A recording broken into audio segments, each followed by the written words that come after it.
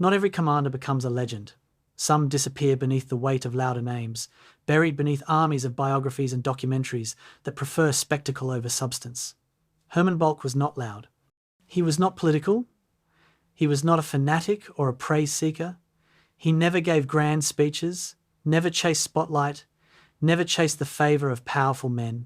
And yet, when tanks clashed across the vast killing fields of the Eastern Front, when fog and smoke turned the world into a maze of fire and steel, Balck stood head and shoulders above nearly every armoured commander Germany produced.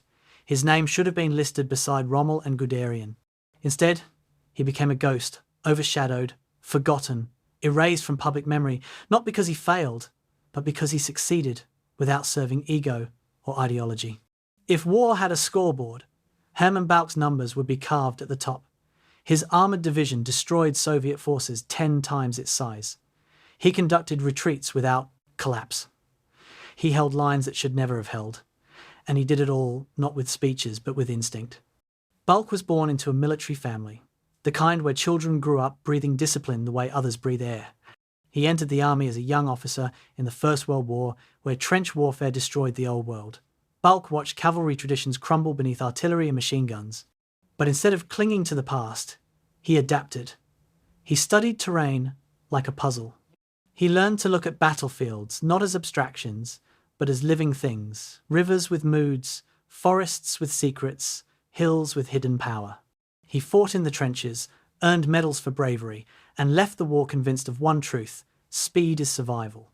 When the Second World War erupted, Balck was no longer a student of war. He was one of its most dangerous practitioners. His command style broke every rule. Instead of commanding from the rear, he stood on the hull of tanks, shouting orders through freezing wind and cannon smoke. Instead of waiting for reconnaissance reports, he scattered ahead himself. He made decisions in seconds that other officers needed hours to consider. He gave subordinates freedom instead of micromanagement. And because of all that, his troops followed him with something stronger than obedience. They followed him with confidence. On the Eastern Front, Balck's division achieved victories that stunned Hitler's high command. His forces struck like wolves, harassing, circling, striking weak points, disappearing before Soviet artillery could settle. In Ukraine, he faced wave after wave of Soviet armour. Where other commanders dug in, Balck manoeuvred. He counterattacked with such speed that Soviet commanders believed they faced an entire German army. In reality, they faced one man's intuition. But war has a cost. Balck refused to serve ideology, which put him at odds with the SS and with Hitler. He protected civilians when he could, clashed with Nazi leaders, and spoke with a blunt honesty that bordered on reckless. He had no patience for fanatics who valued loyalty over logic. Unlike other generals, he refused medals awarded through political favour. He wanted competence, not applause. He was called difficult, undisciplined, impossible to control. In truth, he was simply unmanageable by fools. As the war turned against Germany, Balck led defensive operations with impossible efficiency. He saved entire formations from encirclement, withdrawing forces that should have been annihilated. He understood something the regime refused to accept. When a war is lost, the only honourable thing left is to save the men who still breathe. Yet history punished him for not fitting into a narrative. He was never a favourite of Nazi leadership, never a symbol to parade, never a propaganda hero. After the war, he lived quietly, driving trucks and working odd jobs. The world moved on. The man who outperformed almost every armoured commander of his time became a footnote. But history has a way of rediscovering those who mattered. Tonight, we return to the battlefields where Balck proved that genius does not shout. To the smoking forests of Ukraine. To the frozen crossroads where a split-second decision saved thousands. To the moment when a forgotten commander outthought, outmoved, and outfought enemies on every side. This is the entire history of Hermann Balck, Germany's forgotten Panzer general, a master of manoeuvre warfare, and a reminder that the most dangerous minds in history are often the ones who do not advertise themselves. Before we dive deeper into the past, I want to ask you something not about history, but about you. Where are you right now as you listen? Are you lying in bed in a dark room, letting your mind slow down after a long day, or are you somewhere quiet with headphones on, escaping into another world for a while? And what time is it where you are late, night, early morning, or that strange quiet hour in between when time feels suspended? I love imagining these stories reaching someone on the other side of a screen, in a different place, in a different moment. And if these long, slow, immersive journeys through history help you relax, unwind, or drift towards sleep, consider subscribing. It lets me know that someone out there still values storytelling, that doesn't rush storytelling, that breathes, and it keeps me motivated to continue creating more for you. Fort Leavenworth, Kansas. 1982. Major James Garrett descended into the archives beneath the Combined Arms Research Library with a simple assignment: catalogue German officer interrogation records for digitization. The basement smelled of aging paper and neglect. Box after box contained the expected names: Guderian, Manstein, Rundstedt men whose memoirs lined bookstore shelves and whose tactical doctrines filled West Point lecture halls. Then Garrett opened a container marked simply Balck Hermann interrogation transcripts, 1946 to 1948. Inside lay 1,500 pages of tactical doctrine, operational analysis, and combat philosophy. Garrett had never heard the name. He checked the combat record summary, stapled inside. 2 world wars, regimental to army group command, never defeated in tactical command. He sat down on the concrete floor and started reading. By midnight, he had a single question: how could someone this good be completely forgotten? The mystery deepened as Garrett researched. Hermann Balck commanded panzer divisions and army groups throughout World War II, achieving kill ratios against Soviet and American armor that exceeded every famous German general. At the Chir River in December 1942, his single division held off 4 Soviet armies for 19 days, destroying over 400 enemy tanks while losing only 15 of his own. In France, during late 1944, he frustrated Patton's Third Army so effectively that the American commander demanded intelligence reports on whoever was commanding the German forces opposing him. Yet when Garrett searched the library's card catalogue, he found 573 books about Rommel, 89 about Guderian, 42 about Manstein, and 0 about Balck. The man who had arguably been Germany's most consistently successful tactical commander had vanished from historical memory so completely that even military professionals had never encountered his name. This erasure was not accidental. Multiple forces conspired to push Balck into obscurity, each with its own motivations. Former Wehrmacht generals writing their memoirs in the 1950s emphasized commanders like Rommel, who fit the post-war narrative of the clean war men who fought honorably in North Africa against British professionals. Far from the Holocaust and the Eastern Front's brutality, Balck spent most of the war in Russia and had a reputation for being difficult, refusing to play politics, and disagreeing publicly with Guderian's tank doctrine. Allied publishers wanted stories that sold: dramatic characters, clear villains, desert foxes, and ghost divisions. The Eastern Front was too vast, too brutal, too complicated. Hollywood made The Desert Fox in 1951, cementing Rommel's legend. No one made films about panzer generals who spent years bleeding in Ukraine and Belarus. Balck himself contributed to his disappearance. Unlike contemporaries who rushed to publish memoirs, Guderian in 1950, Manstein in 1955, Balck refused all interview requests for 34 years after the war ended. He lived quietly in Stuttgart, worked occasionally as a military consultant, and avoided reunions with his former soldiers. When American military historians tracked him down in the 1970s, he was polite but distant. "I was good at war," he told one persistent interviewer. That is not something to celebrate. Only in 1980, at age 87 and pestered by former American interrogators who'd become friends, did he finally agree to write his memoirs. Order and Chaos was published in German in 1981, translated into English in 1983, 1 year after Balck's death. By then, the histories had been written without him. The canon was established. There was no room for ghosts. The contrast with Rommel illustrates how thoroughly Balck was erased. Erwin Rommel commanded the Afrika Korps from February 1941 to March 1943, 25 months. He achieved spectacular victories against initially unprepared British forces, suffered catastrophic supply problems, and ultimately retreated across Libya, Tunisia, and finally back to Germany after being decisively defeated. He was involved in a plot to kill Hitler, forced to commit suicide, and posthumously transformed into the good German that Allied propaganda could sell to post-war audiences. Historians have written over 500 English-language books about him. Hermann Balck commanded combat formations from May 1940 in France through May 1945 in Czechoslovakia, 60 months of continuous combat command. He never lost a battle under his direct tactical control. He fought the Red Army when it was weakest and when it was strongest.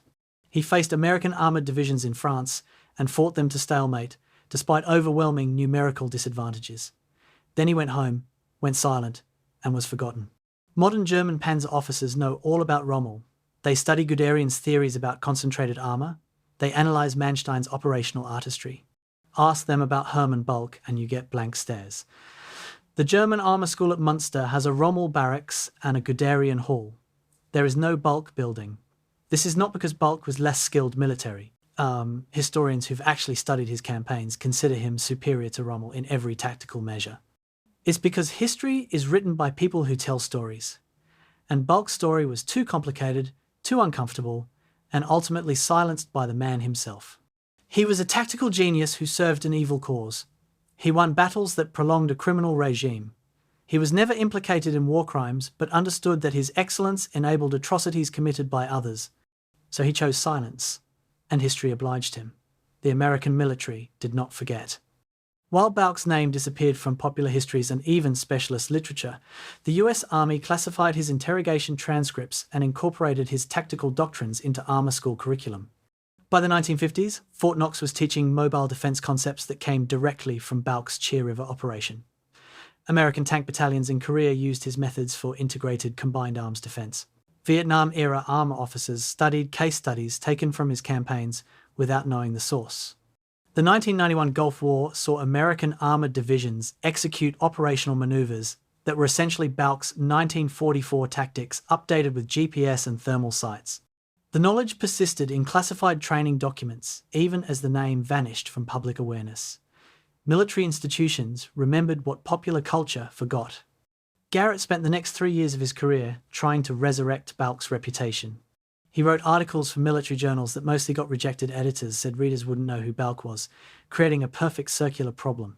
He taught seminars at the Command and General Staff College, where students initially questioned whether this unknown German could really have been as good as Garrett claimed. Then they read the transcripts.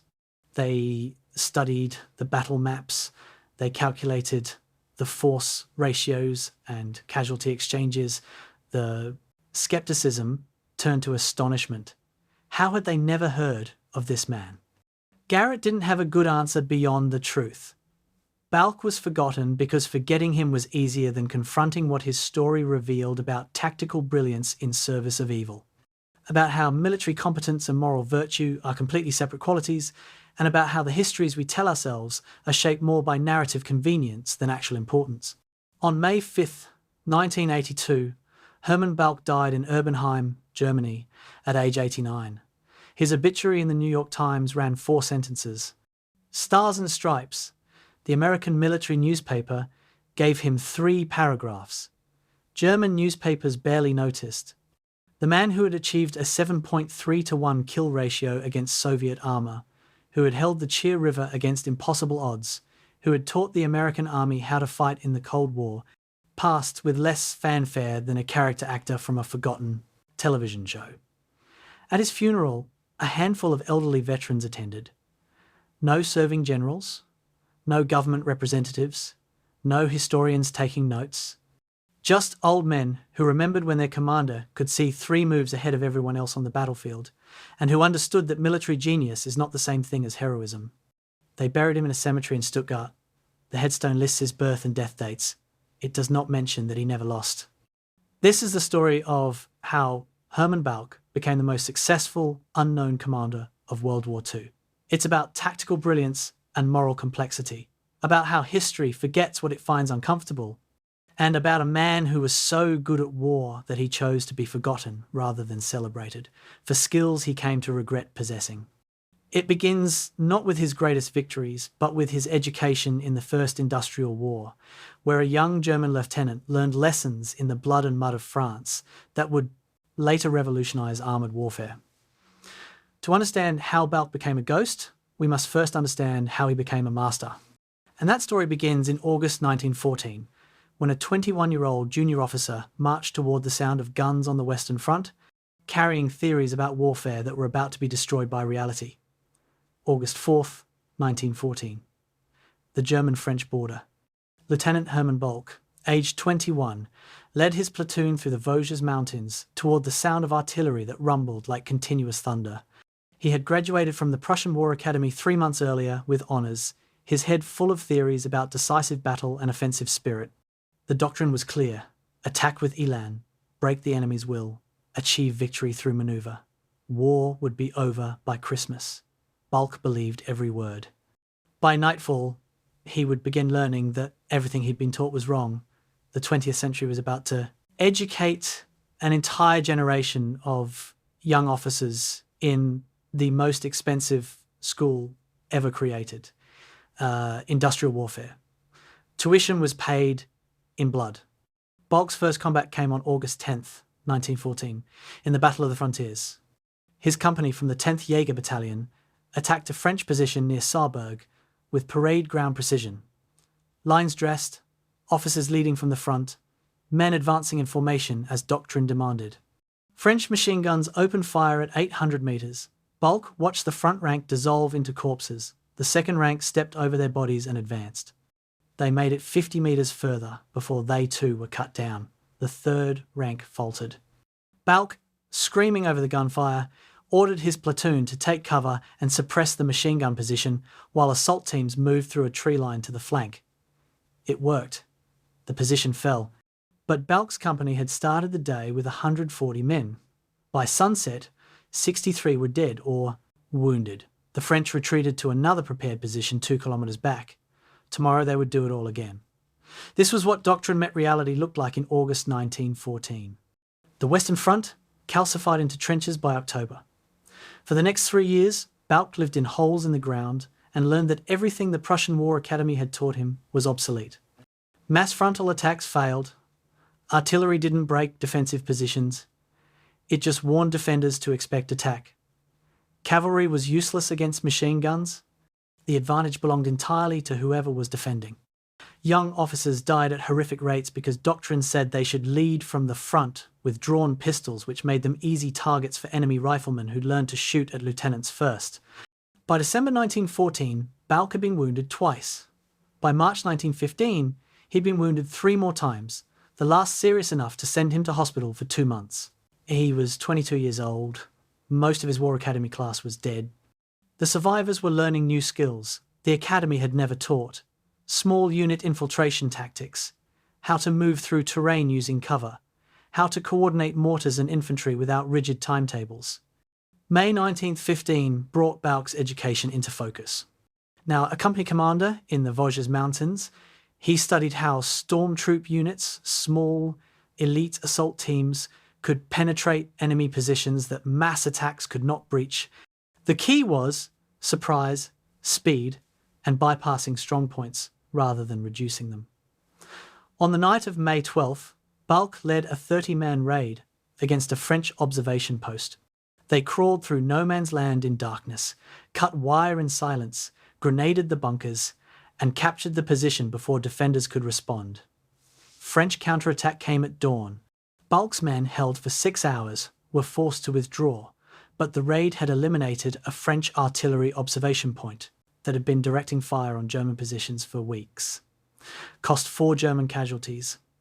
Killed or captured 18 French soldiers. More importantly, Balck had learned the central truth that would define his career. Movement was survival, static defense was death, and initiative belonged to whoever struck first. The German High Command was learning the same lessons. By 1917, General Oskar von Hutier had systematized stormtroop tactics into a doctrine: infiltration, bypassing strong points, exploiting gaps, maintaining momentum. Balck, now a captain at age 24, became an instructor and practitioner of these methods. The difference between old and new doctrine was stark. Old doctrine: prepare position, call for artillery, attack on schedule, advance in lines, consolidate gains. New doctrine: reconnaissance finds gaps, specialized teams infiltrate at night or under fog, bypass resistance, exploit deep into enemy rear, keep moving until exhaustion forces halt. One method was predictable, centrally controlled, and resulted in casualty rates that could destroy entire divisions in single battles. The other was chaotic, delegated decision-making to junior leaders, and achieved breakthroughs at a fraction of the cost. Balck became a prophet of the new way. March 21st, 1918. Operation Michael, the German Spring Offensive. Balck commanded an infiltration company on the Somme. At 4:40 in the morning, German artillery began the largest bombardment in history to that point. Over 6,000 guns firing for 5 hours. Then silence. Fog covered the battlefield. Balck's company, along with hundreds of others, moved forward into the smoke and mist. They bypassed British strongpoints, infiltrated through gaps, attacked command posts and artillery positions in the rear. By noon, Balck's unit had advanced 12 kilometres further than any German attack had gone since trench warfare began in 1914. Over the next week, the advance continued. 40 kilometres. 50. The British Fifth Army collapsed. Paris seemed threatened. And then, momentum died. German logistics couldn't keep up. Troops exhausted themselves. British reinforcements arrived. French reserves plugged gaps. By April, the offensive stalled. By July, the Allies counterattacked. By November, Germany had lost the war. But Balck had learned lessons that would survive the defeat. The Spring Offensive proved that mobile warfare could break static defences. The offensive's ultimate failure proved that tactical victories meant nothing without operational sustainment. You could win every battle and still lose the war if you outran your logistics, exhausted your men, and failed to convert tactical breakthrough into strategic victory. These lessons haunted Balck. Years later, he would watch the Wehrmacht make exactly the same mistakes in Russia. Brilliant initial advances, extended supply lines, exhausted troops, and strategic defeat born from tactical success. In 1918, Balck was 25 years old. He'd been wounded 7 times. He wore both classes of the Iron Cross and had been promoted to captain in combat. Of the 230 officers who'd graduated from the War Academy with him in 1914, 9 were still alive. The armistice found Balck, with his unit still intact, still in good order, conducting a fighting withdrawal. He'd commanded in every phase of the war: the initial war of movement, the grinding attrition of the trenches, the stormtroop innovations, the final offensives, and desperate defences. He had learned what doctrine worked and what got men killed. Most crucially, he had developed an instinct for the one principle that would define his entire career. Static defence was suicide. Even successful attacks that stopped moving became static defences. Therefore, the only solution was to never stop moving. Keep attacking, keep shifting positions, keep the enemy reacting instead of acting. Surrender the initiative and you surrendered the battle. This insight, purchased with 7 wounds and 4 years in hell, would make Balck the most dangerous defensive commander of the next war. Because he understood that the best defence was not building better fortifications, it was attacking from unexpected directions before the enemy could fortify at all. Post-war Germany was chaos. Revolution, hyperinflation, political violence, a humiliated army reduced to 100,000 men. Balck could have left military service, many did, but warfare was what he understood. More importantly, he believed that Germany's defeat proved the need for better military thinking, not less. The next war, if it came, would be won by whoever best integrated the lessons of this one. Balck joined the Reichswehr, the skeleton army that Versailles Treaty permitted Germany to maintain. In a force limited to 4,000 officers, competition for positions was intense. But Balck had something others lacked: practical experience in the tactics that had actually worked. He'd seen firsthand what failed and what succeeded. The Reichswehr became a laboratory for military innovation, and Balck was one of its experimenters. By 1924, Captain Balck was assigned to the Truppenamt, the disguised general staff that the Reichswehr maintained in violation of Versailles restrictions. His task: study mobile operations and develop doctrine for future mechanized warfare. Here he would collide with another young officer who had very different ideas about how tanks should be used. That officer's name was Heinz Guderian. Their disagreement about armoured doctrine would shape both men's careers and ultimately determine the character of German tank warfare in the next war. Guderian believed in mass, speed, and concentrated armour operating independently. Balck believed in integration, combined arms, and tanks as one element of a coordinated team. Both men were brilliant. Both were correct in different ways. Their argument would echo through 2 decades of German military development and ultimately influence how the entire world thought about armoured warfare. But first, Germany needed tanks, and that required waiting for a leader who would tear up the Versailles Treaty and rebuild the German military. That leader would arrive in 1933. His name was Adolf Hitler. Berlin, 1931. The Truppenamt conference room on Bendlerstrasse. Major Hermann Balck stood before a table covered with maps and small wooden blocks representing theoretical tank formations. Across from him sat Major Heinz Guderian, the Reichswehr's most vocal advocate for mechanized warfare. The debate had been going for 3 hours and was growing heated. Guderian pushed forward a block representing a Panzer division, 300 tanks concentrated in a single formation, smashing through enemy lines like a steel fist. Mass and speed, Guderian insisted. Tanks, operating independently, exploiting breakthroughs, never stopping for infantry to catch up. Balck picked up blocks representing infantry, artillery, and engineers, and arranged them alongside the tank block. Tanks without infantry support are coffins, he said quietly. Infantry without tank support are targets. You cannot separate them and expect either to survive. The disagreement was philosophical, not personal. Both men had studied armoured warfare intensely despite Germany's prohibition from building tanks under Versailles restrictions. Both had read British theorists like Fuller and Liddell Hart.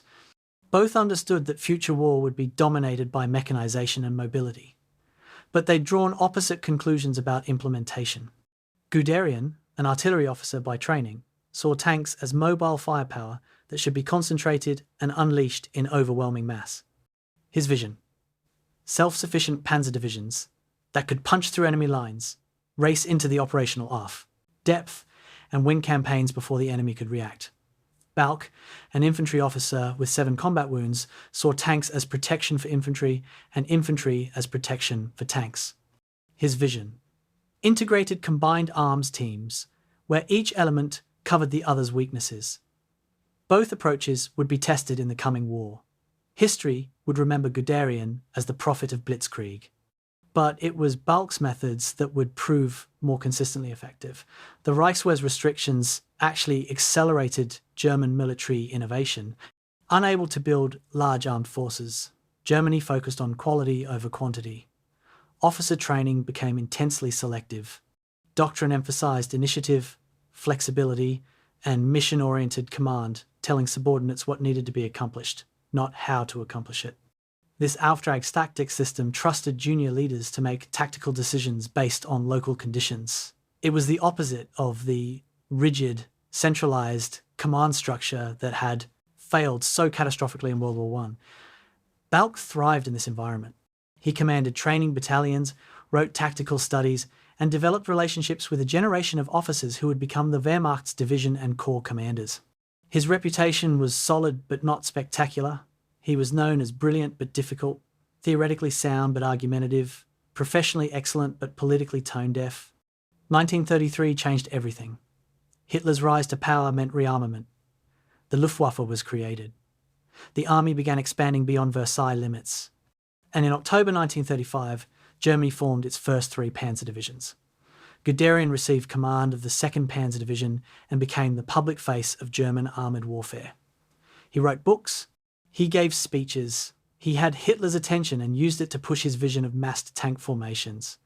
Balck, still a major, commanded a training battalion teaching combined arms, coordination to officers who would lead the new panzer divisions. This was the pattern that would define both men's careers. Guderian got the credit and publicity, while Balck did the practical work of making armoured warfare actually function. Guderian was the prophet, Balck was the engineer. The Spanish Civil War provided the first test. Germany sent tanks and crews to support Franco's nationalists. The Condor Legion included a tank company that Balck helped train. Reports from Spain were sobering. German tanks were too lightly armoured. Soviet T-26s supporting the Republicans proved superior in combat. More importantly, tanks operating without infantry support were vulnerable to anti-tank guns and infantry tank hunting teams. Several German tank commanders were killed when their formations advanced ahead of infantry and were ambushed. Balck wrote a detailed analysis arguing that Spain proved the necessity of combined arms. Guderian, now a lieutenant general and chief of mobile troops, dismissed the Spanish experience as irrelevant. The tanks used were obsolete, the crews poorly trained, the terrain unsuitable. Their disagreement deepened. By 1938, Germany had 6 panzer divisions. Guderian commanded the 16th Corps with 2 of them. Balck commanded a motorised infantry regiment in the 1st Panzer Division. The distinction mattered. Panzer divisions contained tank regiments and motorised infantry regiments. In Guderian's conception, the tanks were the main effort, and infantry supported them.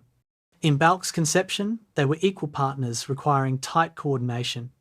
The doctrinal debate became practical, with Germany's expansion into Austria and Czechoslovakia. Both operations succeeded without combat, but they revealed severe problems. Tanks broke down at alarming rates during road marches, logistics were chaotic, and coordination between tanks and infantry was poor because they trained separately. Balck's regiment performed better than most because he'd ignored doctrine and trained his infantry alongside tanks constantly. Other commanders noticed.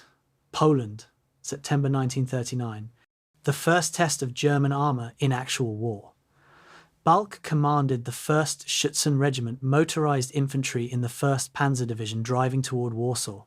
The campaign succeeded spectacularly in 3 weeks, but Balck saw problems that others missed. German tank losses were significant. Hundreds of vehicles destroyed or broken down. The Polish army, poorly equipped and outdated doctrinally, had still managed to inflict substantial casualties when German armour advanced without proper infantry support. Balck noted instances where his infantry arrived at objectives after tanks had seized them, only to find the tanks surrounded and under counterattack because they'd lacked dismounted troops to actually hold ground. He wrote another report. Guderian, now commanding an entire panzer group and basking in victory, barely read it. The doctrinal argument came to a head during winter 1939-40, planning for the invasion of France. Guderian advocated for concentrated panzer corps, all the armour grouped together in massive formations that would smash through the Ardennes, cross the Meuse River, and race to the English Channel. It was bold, dramatic, and exactly what Hitler wanted to hear.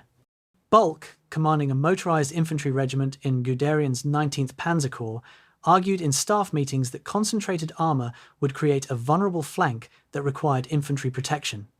Guderian dismissed this as timidity. The personal relationship between the 2 men grew icy. When subordinates asked Balck why he continued to disagree with his superior so publicly, Balck's answer was characteristic. Guderian is brilliant and wrong. If I stay silent and his mistakes kill my men, that makes me complicit. May 10th, 1940, the invasion of France began. Within days, it became clear that Guderian's operational vision was vindicated. Panzer Corps racing deep into France, shattered Allied cohesion, and created chaos that led to complete victory in 6 weeks. But close examination of the tactical details told a different story. Tank units that advanced without infantry support suffered disproportionate casualties. Units that maintained combined arms integration took and held objectives with minimal losses. Balck's 1st Schutzen Regiment was repeatedly cited in after-action reports as one of the most effective formations in the entire campaign. When Guderian's tanks reached the English Channel, it was Balck's infantry that secured the ports. When armoured spearheads became overextended, it was combined arms teams like Balck's that held positions until reinforcements arrived. The strategic victory belonged to Guderian's vision. The tactical victories that made it possible belonged to Balck's methods. Professionally, Balck remained in Guderian's shadow. He received the Knight's Cross in June 1940 for his regiment's performance in France. It was pinned on in a field ceremony with no publicity. Rommel, meanwhile, had become a national hero. Guderian was promoted and given command of the 2nd Panzer Group for the invasion of Russia. Balck was given command of the 3rd Panzer Regiment. Not a division, a regiment. He was now a colonel, age 47, still executing other men's operational plans, while his tactical innovations went largely unrecognised. It would have been easy to become bitter. But Balck had learned in World War I that recognition was meaningless compared to effectiveness. He didn't need medals or fame. He needed the invasion of Russia to not become the catastrophe he was certain it would be. Because unlike most of the Wehrmacht's leadership, Balck had actually studied Russian military history. He knew what happened to armies that invaded Russia. They died there. May 13th, 1940, 04, 15 hours. The Belgian-French border near Sedan. Lieutenant Colonel Hermann Balck stood in the command half-track of his 1st Schutzen Regiment, watching artillery flashes light the horizon like a distant thunderstorm. The Meuse River lay 6 kilometres ahead. Beyond it, French bunkers and prepared defensive positions that military experts said would take weeks to breach. Guderian's 19th Panzer Corps was supposed to cross the Meuse today, establish a bridgehead, and begin the drive to the English Channel. Staff officers gave it a 30% chance of success. Balck gave it 60% if his infantry could clear the approaches before French artillery found the range. He checked his watch. Artillery preparation would end at 0800. Then it was down to soldiers and rifles and whether combined arms coordination actually worked under fire. The Meuse crossing at Sedan became the decisive moment of the French campaign. German doctrine called for tanks to wait until engineers built bridges, then cross and exploit. Guderian modified this. Tanks would suppress French bunkers from the riverbank, while infantry crossed in rubber boats. Then engineers would bridge under covering fire. Balck modified Guderian's modification. His infantry would cross under smoke, storm the bunkers before defenders recovered from artillery prep, then hold the heights on the far bank so engineers could bridge without getting shelled. It was audacious and dangerous. If French fire caught the infantry in the boats, they'd be slaughtered. If the bunkers weren't cleared, the bridgehead would collapse. Everything depended on speed, surprise, and the training Balck had drilled into his regiment for 9 months. His officers looked nervous. Balck smiled. "The French expect us to follow doctrine," he told them. "So we won't." 0800, German artillery ceased. Silence fell over the Meuse Valley. French defenders in concrete bunkers and field positions waited for the expected German attack. Tanks massing, engineers preparing, bridging equipment, a slow, methodical approach that doctrine demanded. Instead, smoke rounds burst along both riverbanks, obscuring vision. Through the smoke came Balck's assault companies in rubber boats, paddling frantically. French machine guns opened fire, but the smoke degraded their accuracy. German tanks on the near bank fired high-explosive shells at French positions, not attempting to penetrate bunkers, but suppressing the firing slits and forcing defenders to take cover. Balck's lead companies reached the far bank and stormed uphill toward the bunker line. Close combat, grenades, flamethrowers. Within 30 minutes, the first bunkers fell. By 1000 hours, Balck's regiment controlled a 2-kilometre stretch of the heights overlooking the Meuse. The bridgehead existed. Now came the critical moment that doctrine ignored. Balck's infantry held the heights, but they were isolated, low on ammunition, and under French artillery fire. Conventional thinking said they should consolidate and wait for reinforcements. Balck ordered them to attack deeper. Companies pushed west along the heights, clearing more French positions, expanding the bridgehead, keeping the French off balance and unable to organise a coherent counterattack. It violated every principle of prudent tactics. It also worked perfectly. By afternoon, engineers had completed the first bridge. Tanks crossed. But instead of the tanks racing ahead while infantry lagged behind Guderian's preferred method, Balck kept them integrated. Tanks and infantry advanced together, each protecting the other. When they hit resistance, tanks suppressed while infantry flanked. When French armour counterattacked, infantry anti-tank teams held them off while tanks manoeuvred. It was combined arms warfare executed at the speed of blitzkrieg. The statistics told the story. Balck's 1st Schutzen Regiment advanced 90 kilometres in 24 hours faster than any Panzer unit on May 13th. 47 men killed, 93 wounded. French casualties in the regiment's sector: over 800 killed or captured, 22 tanks destroyed, an entire defensive sector collapsed. The Sedan breakthrough became the hinge on which France's defeat turned. Guderian's panzers exploded the gap, racing west toward the Channel. But it was Balck's regiment that created the gap, held it during the critical first hours when French counterattacks could have sealed it, and demonstrated that combined arms tactics could achieve blitzkrieg speed without blitzkrieg casualties. Other German units crossing the Meuse that day suffered 30 to 40% losses. Balck's regiment maintained 78% combat effectiveness. The campaign became a textbook vindication of mobile warfare. German armoured spearheads sliced through France, reaching the English Channel in 10 days, encircling Allied armies in Belgium, forcing French surrender in 6 weeks. History remembers it as the triumph of the Panzer divisions and attributes the victory to Guderian's operational brilliance. But examination of the tactical details reveals a more complex story. Units that advanced with combined arms integration, tanks, infantry, artillery, and engineers operating as coordinated teams achieved objectives at far lower cost than pure tank formations. Rommel's 7th Panzer Division, operating with minimal infantry support, lost 42 tanks and took over 1,000 casualties during the campaign. Units that Balck supported or influenced lost a fraction of that while advancing just as far. One incident crystallized the difference. May 20th, 1940. The town of Cambrai. British armoured counterattack Matilda, tanks with armour too thick for German tank guns to penetrate at normal engagement ranges. Several German units panicked and withdrew. Balck's regiment was supporting the 1st Panzer Division in the sector.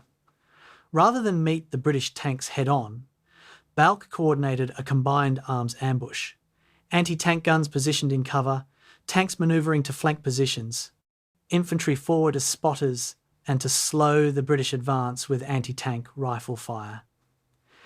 When the British Matildas entered the kill zone, German 88mm anti-aircraft guns, deployed in an anti-tank role at Balck's insistence, destroyed them at ranges where the British couldn't effectively return fire. The counterattack collapsed. Cost to Balck's regiment: 9 casualties. British losses: 14 tanks destroyed. Over 100 men killed or captured. It was a small action in a vast campaign, but it demonstrated principles that would define Balck's entire career. Use every weapon as combined arms, compensate for weaknesses through coordination, and never fight the enemy's kind of battle. Paris fell on June 14th. France requested armistice on June 17th. The campaign that French and British planners had expected to last months or years had taken 6 weeks. German casualties were surprisingly light given the scale of victory. 27,000 dead, 11,000 missing. Allied losses exceeded 90,000 dead. The stunning success validated mechanized warfare but also created a dangerous overconfidence in the Wehrmacht. If France considered the world's strongest military power could be defeated in 6 weeks, what enemy could resist German armour? This hubris would prove catastrophic in Russia. But for now, in summer 1940, Germany stood supreme. Every officer who'd commanded in France received promotions and awards. Guderian became a Generalobürst and was celebrated in newspapers and newsreels. Balck received the Knight's Cross and promotion to colonel. No publicity, no newsreels. Just a field ceremony and orders to prepare his regiment for the next operation. What Balck understood that others missed was that France proved nothing about German superiority and everything about French failure. The Allies had more tanks than Germany, many of them better. They had more men. They had defensive positions and interior lines. They lost because of poor doctrine, rigid command structures, and catastrophic coordination failures. Germany's victory resulted from better tactics and operational tempo, not better equipment or soldiers. Against an enemy that adapted, and Balck was certain the Soviets would adapt, German methods would face a much sterner test. He expressed this view in his after-action report. It was filed and apparently never read by anyone who mattered. The victory in France had been too complete, too rapid, too seemingly easy. The Wehrmacht's leadership believed their own propaganda about invincibility. Within a year, they would invade the Soviet Union. Balck prepared his regiment for what he believed would be a fundamentally different kind of war. He was correct, but even he didn't grasp just how different it would be. The recognition gap became a permanent feature of Balck's career after France. Rommel published accounts of his division's exploits. Guderian wrote analyses that cemented his reputation as the architect of blitzkrieg. Other commanders gave interviews to German and foreign press. Balck stayed silent. Part of this was temperament. He genuinely didn't care about publicity and found self-promotion distasteful. Part was professional calculation. Drawing attention to disagreements with Guderian would damage army unity. But part was something deeper. Balck had been through World War I. He'd watched the initial optimism of August 1914 turn to the nightmare of the Somme and Verdun. He'd seen how early victories could blind armies to deeper problems.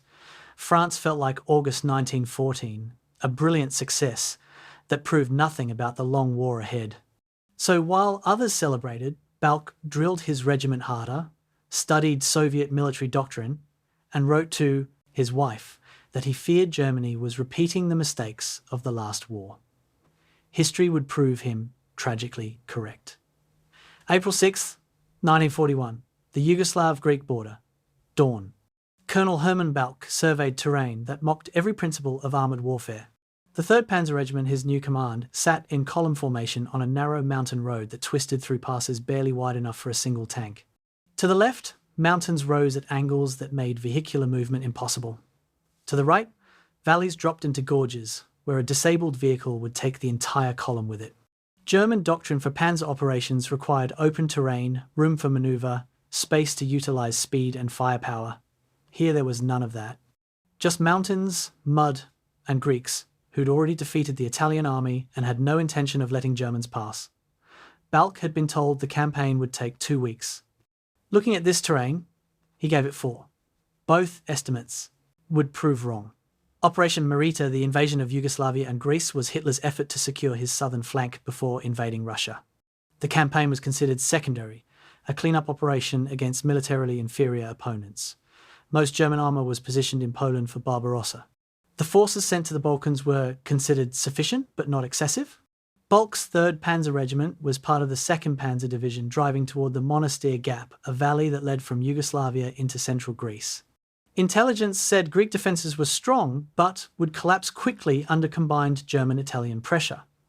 Intelligence was half right. Greek defences were exceptionally strong. They did not collapse quickly. The Metaxas line fortifications rivaled anything France had built. Greek soldiers, fighting to defend their homeland, proved far more determined than the demoralised French had been. April 10th, the Monastir Gap. Balck faced a problem. The gap was 3 kilometres wide, dominated by Greek positions on surrounding heights, and blocked by a fortified line that exploited the terrain perfectly. German doctrine for this situation: artillery bombardment, followed by massed tank assault, followed by infantry exploitation. Balck looked at the terrain and realised doctrine would get his tanks destroyed. The approaches were too constricted for mass. The heights gave Greek anti-tank guns perfect fields of fire. A frontal assault would be a shooting gallery. So Balck did what he'd learned in World War I. When terrain makes attack impossible, change how you attack. He dismounted his tank crews, reorganised them as infantry assault teams, and personally led them up the heights, flanking the Greek positions. The tanks stayed in the valley, providing fire support, like mobile artillery. It worked. By evening, Balck's improvised infantry had captured the heights. The Greek defence collapsed, cost 22 German casualties. Greek losses, over 200. The campaign became a masterclass in tactical adaptation. Every time doctrine failed, Balck improvised. When mountain roads proved too narrow for standard tank formations, he broke the regiment into small mixed teams, 2 or 3 tanks, a platoon of motorcycle infantry, an anti-tank gun that could move and fight independently. When Greek positions blocked valleys, he sent infantry along ridgelines that tanks couldn't access. When advance stalled because supply trucks couldn't keep up on mountain roads, he had tanks tow supply vehicles behind them, sacrificing speed for sustainability. Orthodox panzer officers considered this heresy. Tanks should be concentrated and unleashed in mass, not dispersed in penny packets. Balck's response: doctrine serves the mission. When doctrine doesn't work, change doctrine. The results spoke for themselves. 2nd Panzer Division advanced through terrain that German planners had estimated would require 3 weeks to traverse. Balck's regiment accomplished it in 10 days. They captured strategic passes, cut Greek supply lines, and forced the withdrawal of Commonwealth forces that had been sent to support Greece. The casualty ratio was striking. Balck's regiment inflicted 15-1 losses, despite fighting in terrain that favoured defence. Part of this was German superiority in training and equipment. But mostly it was Balck's refusal to fight the way the enemy expected. Greek defenders prepared for massed tank attacks and artillery bombardments. They got infiltration tactics, night movements, and combined arms teams attacking from unexpected directions. When you cannot win with firepower, win with manoeuvre. When manoeuvre is impossible, win with surprise. April 20th. The pursuit phase. Greek and British Commonwealth forces were withdrawing toward ports where Royal Navy vessels could evacuate them. Balck's regiment drove 60 kilometres through mountains in a single day, an accomplishment. That should have been impossible given the terrain. How? Balck ignored road networks and moved cross-country wherever possible. When roads were the only option, he kept the column moving continuously, even at night, using lead tanks' headlights to guide the formation. Orthodox panzer commanders halted at night to avoid ambush. Balck calculated that the risk of ambush was less than the certainty of letting the enemy escape.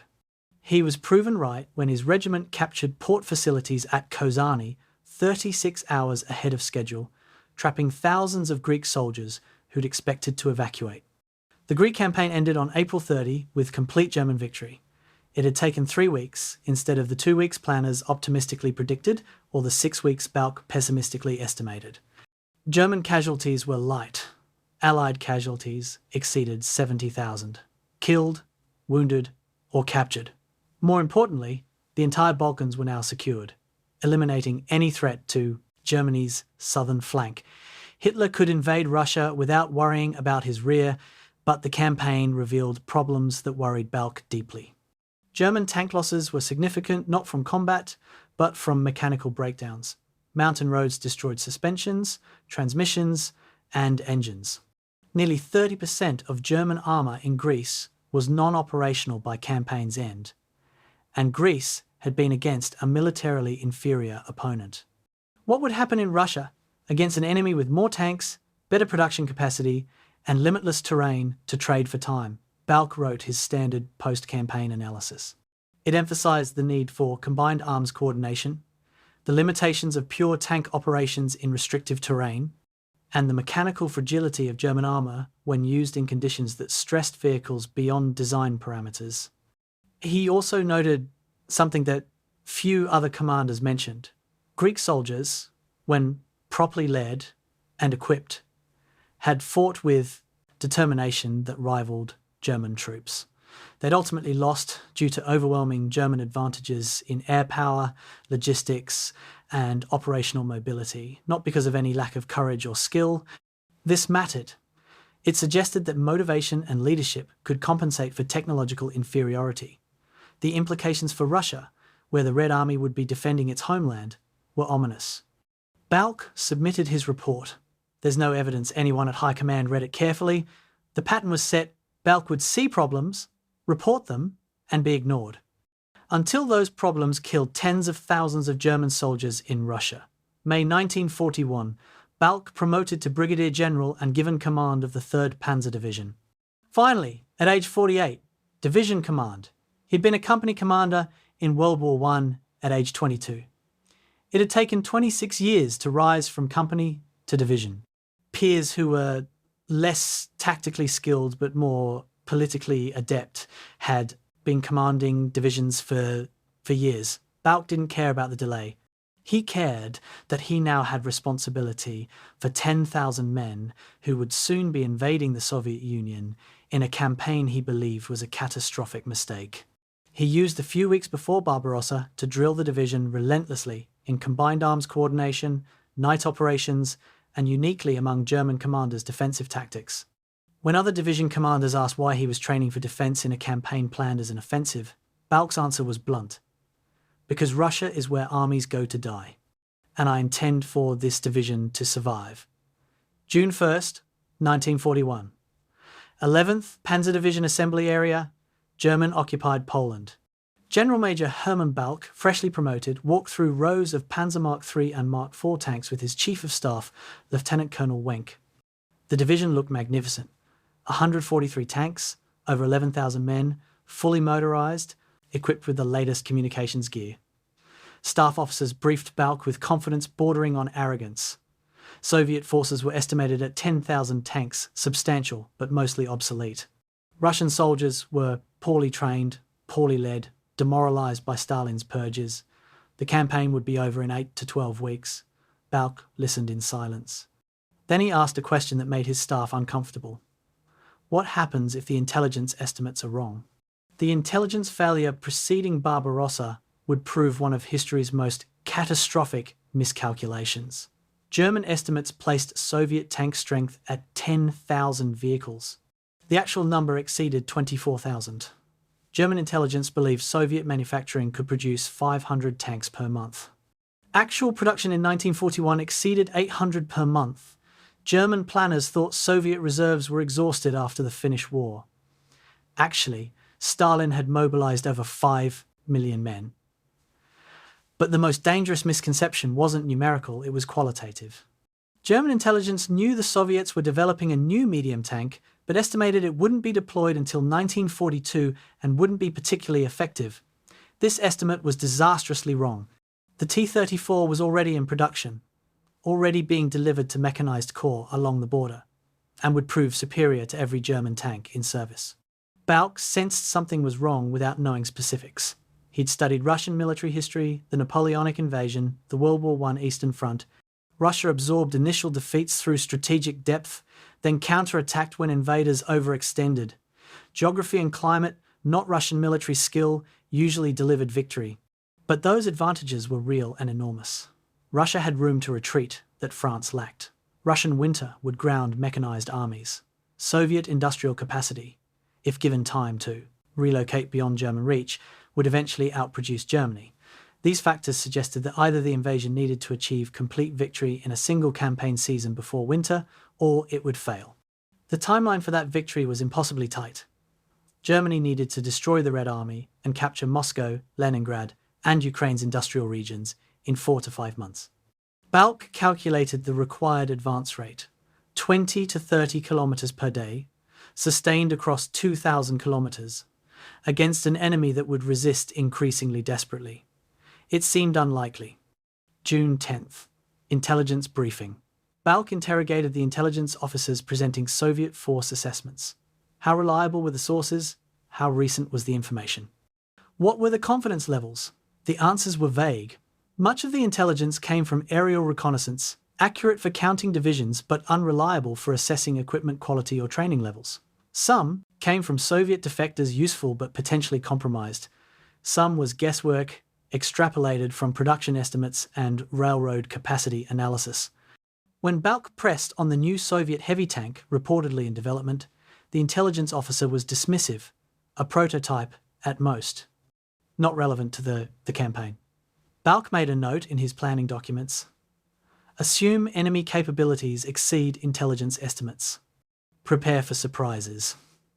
What Balck couldn't know, what almost no one in the Wehrmacht knew, was that Soviet military doctrine had evolved rapidly after the disasters against Finland in the Winter War. The Red Army of June 1941 was not the same force that had stumbled through Finnish snow 2 years earlier. Stalin had partially reversed his purge of the officer corps. Soviet tank design had prioritized sloped armor and high-velocity guns. Soviet commanders had studied German operations in France and Poland. The Red Army had weaknesses communication, equipment was primitive, combined arms coordination was poor, and junior officers lacked initiative, but it also had enormous strengths that German intelligence missed or dismissed. The coming collision would surprise both sides. Germans shocked by the quantity and quality of Soviet equipment, Soviets shocked by the precision and speed of German operations. June 15th. Balck conducted what his staff considered an unusual exercise. He drilled 11th Panzer Division in defensive operations, setting up mobile defensive positions, coordinating withdrawal under pressure, establishing successive fallback lines. Other division commanders preparing for Barbarossa focused entirely on offensive training, breakthrough operations, exploitation, pursuit. Balck's staff questioned the priority. Why practice defense when the campaign would be offensive? Balck's explanation was characteristically blunt. Every army that's invaded Russia has eventually ended up retreating. We should know how to do it properly. The comment was considered defeatist by some officers. One complained to Corps headquarters. Balck was quietly told to be more optimistic in his assessments. He ignored the advice and continued defensive drills. The personal dimension complicated everything.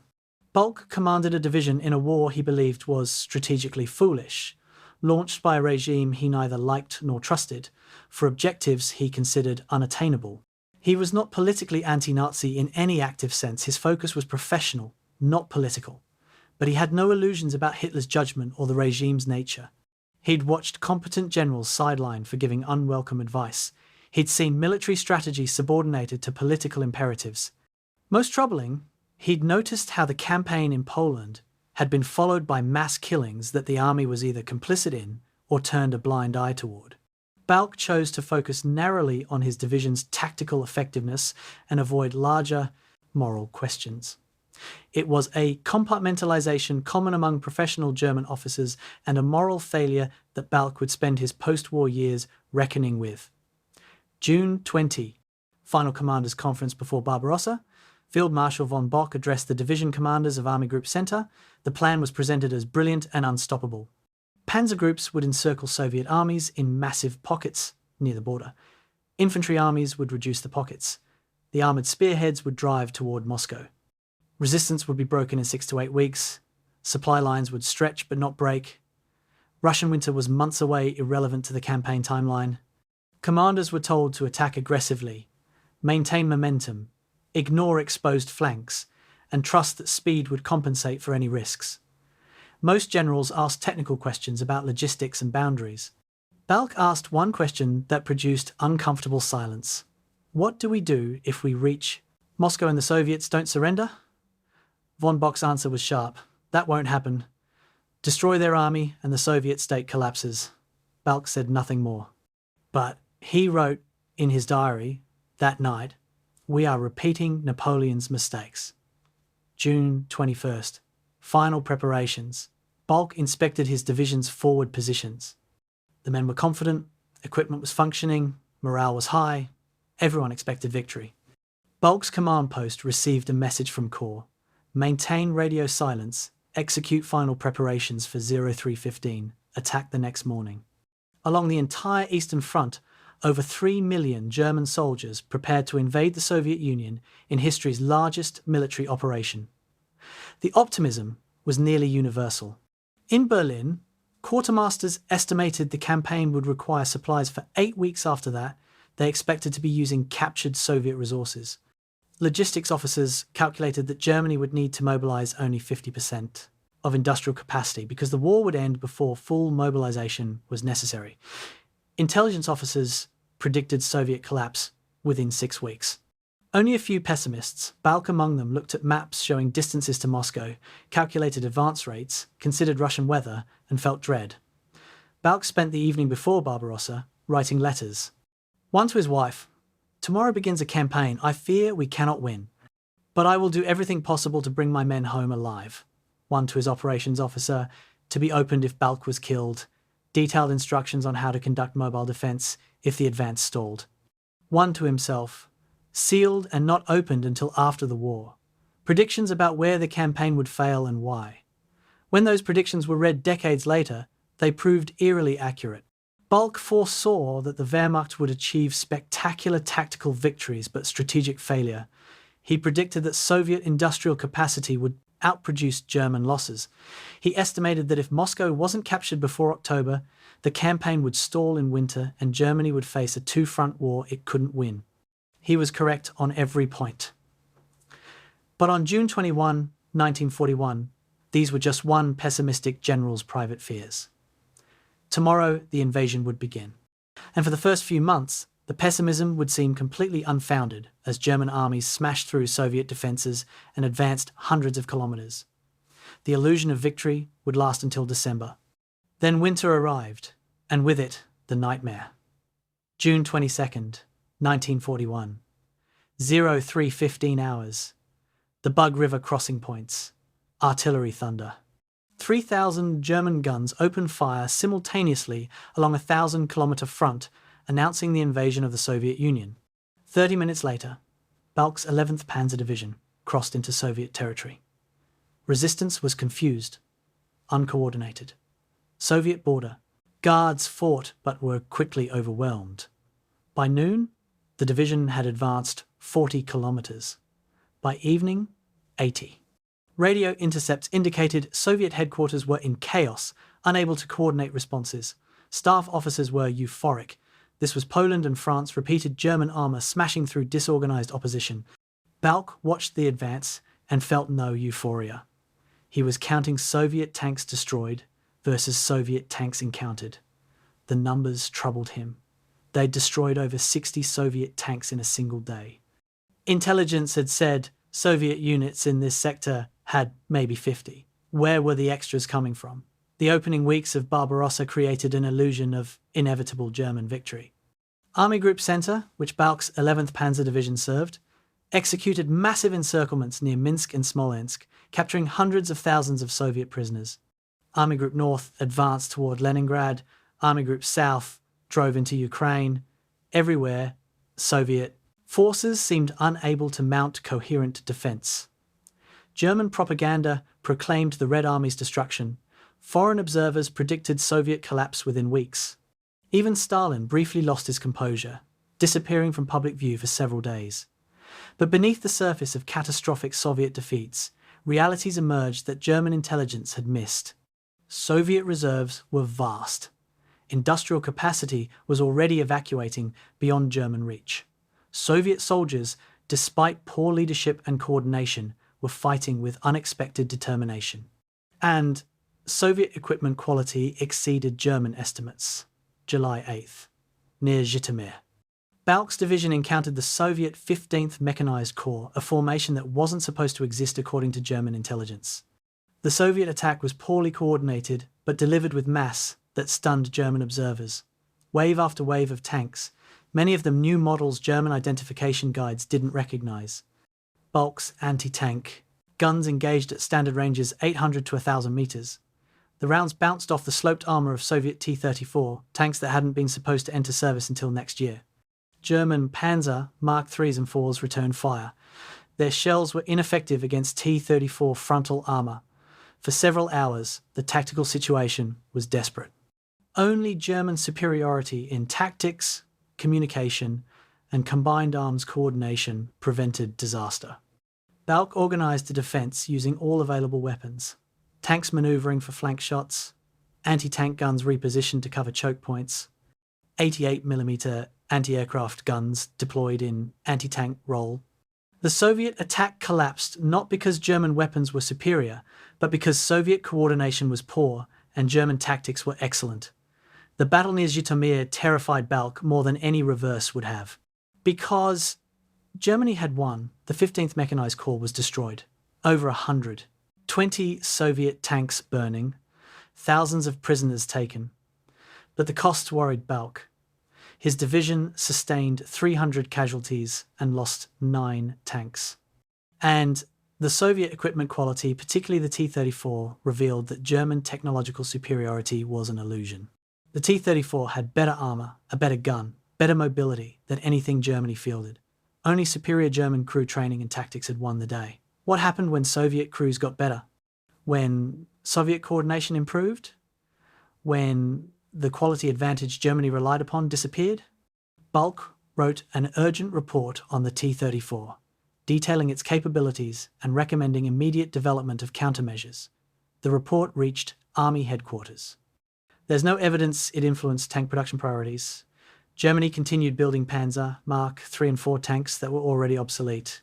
August 5th, the Uman Pocket 11th Panzer Division helped close a massive encirclement trapping over 100,000 Soviet soldiers.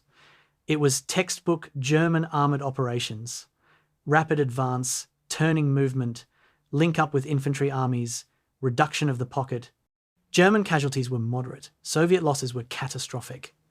And yet Balck observed something that few others noticed.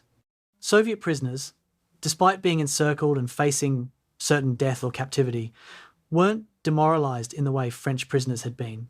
They were resigned but not broken.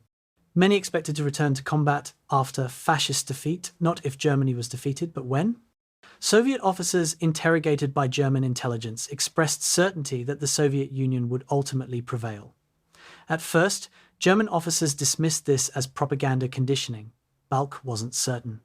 The Soviet prisoners genuinely believed their own rhetoric, which meant that destroying Soviet armies wouldn't necessarily break Soviet will to resist. September through October, the advance continued, but the character changed. Early in Barbarossa, German divisions advanced dozens of kilometers daily against shattered Soviet resistance. By autumn, every kilometer was contested. Every village became a battle. Soviet resistance was still operationally incompetent, divisions counterattacked without coordination, units fought to encirclement rather than retreating, air support was almost non-existent. But tactical resistance hardened.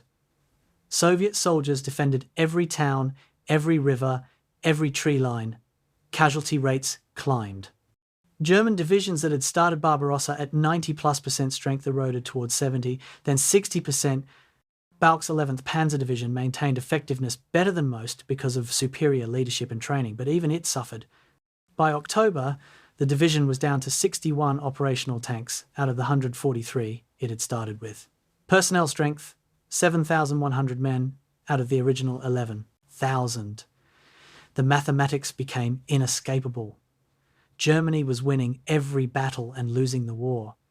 Each encirclement destroyed Soviet armies, but new armies appeared. Each advance brought German forces deeper into Russia, stretching supply lines and reducing operational reserves. Each week, German tank strength declined not from combat losses alone, but from mechanical breakdowns that couldn't be repaired because spare parts didn't reach forward units. Meanwhile, Soviet tank production actually increased as factories relocated beyond German reach began ramping up output. Balck calculated force ratios and advance rates and concluded that even if Moscow fell, and by October, it seemed likely the war wouldn't end. The Soviet Union was too large, too populous, too determined. Germany would be left holding a hostile empire with insufficient forces to secure it and insufficient production to sustain losses. December arrived with temperatures dropping to -30°C. German equipment failed. Vehicles wouldn't start. Weapons jammed. Lubricants froze. Soldiers wore summer uniforms because winter gear hadn't been issued. Quartermasters had planned for the campaign to be over before winter. Then Soviet counteroffensives struck along multiple sectors. These weren't the disorganized, poorly coordinated Soviet attacks of the summer. These were planned operations using fresh divisions transferred from Siberia, equipped with winter gear, supported by artillery concentrations that rivaled German standards. German divisions, depleted and frozen and exhausted, gave ground. In some sectors, they broke and ran. The invincible Wehrmacht that had conquered Poland, France, Yugoslavia, and Greece in quick succession was suddenly retreating for the first time in the war. Balck's 11th Panzer Division retreated in good order, one of the few formations to do so because Balck had trained them in withdrawal operations that summer, while other commanders mocked his pessimism. But even controlled withdrawal was traumatic. Vehicles abandoned because they wouldn't start. Wounded left behind because transport was insufficient. Rearguard actions that cost dozens of men to buy hours of time. The division that had crossed the Bug River with 11,000 men and 143 tanks reached winter positions with 4,000 effectives and 31 operational tanks. 63% casualties. And this was among the best managed divisions in the Wehrmacht. Less capable formations suffered total collapse. On Christmas Day, 1941, Balck wrote in his diary, "We have lost this war. Not the battles, we are still winning those, but the war itself is lost. We invaded a country too large to conquer with the forces we possess, against an enemy more determined than we anticipated, at distances that exceed our logistics capacity. Now winter has come and we are freezing to death 1,000 kilometers from home. Every tactical victory makes our strategic position worse by deepening us into Russia. We are bleeding to death by small cuts, and there is no bandage large enough to stop it. The entry was prescient. Germany would continue fighting for another 3.5 years. Balck would achieve tactical victories that would be studied for generations.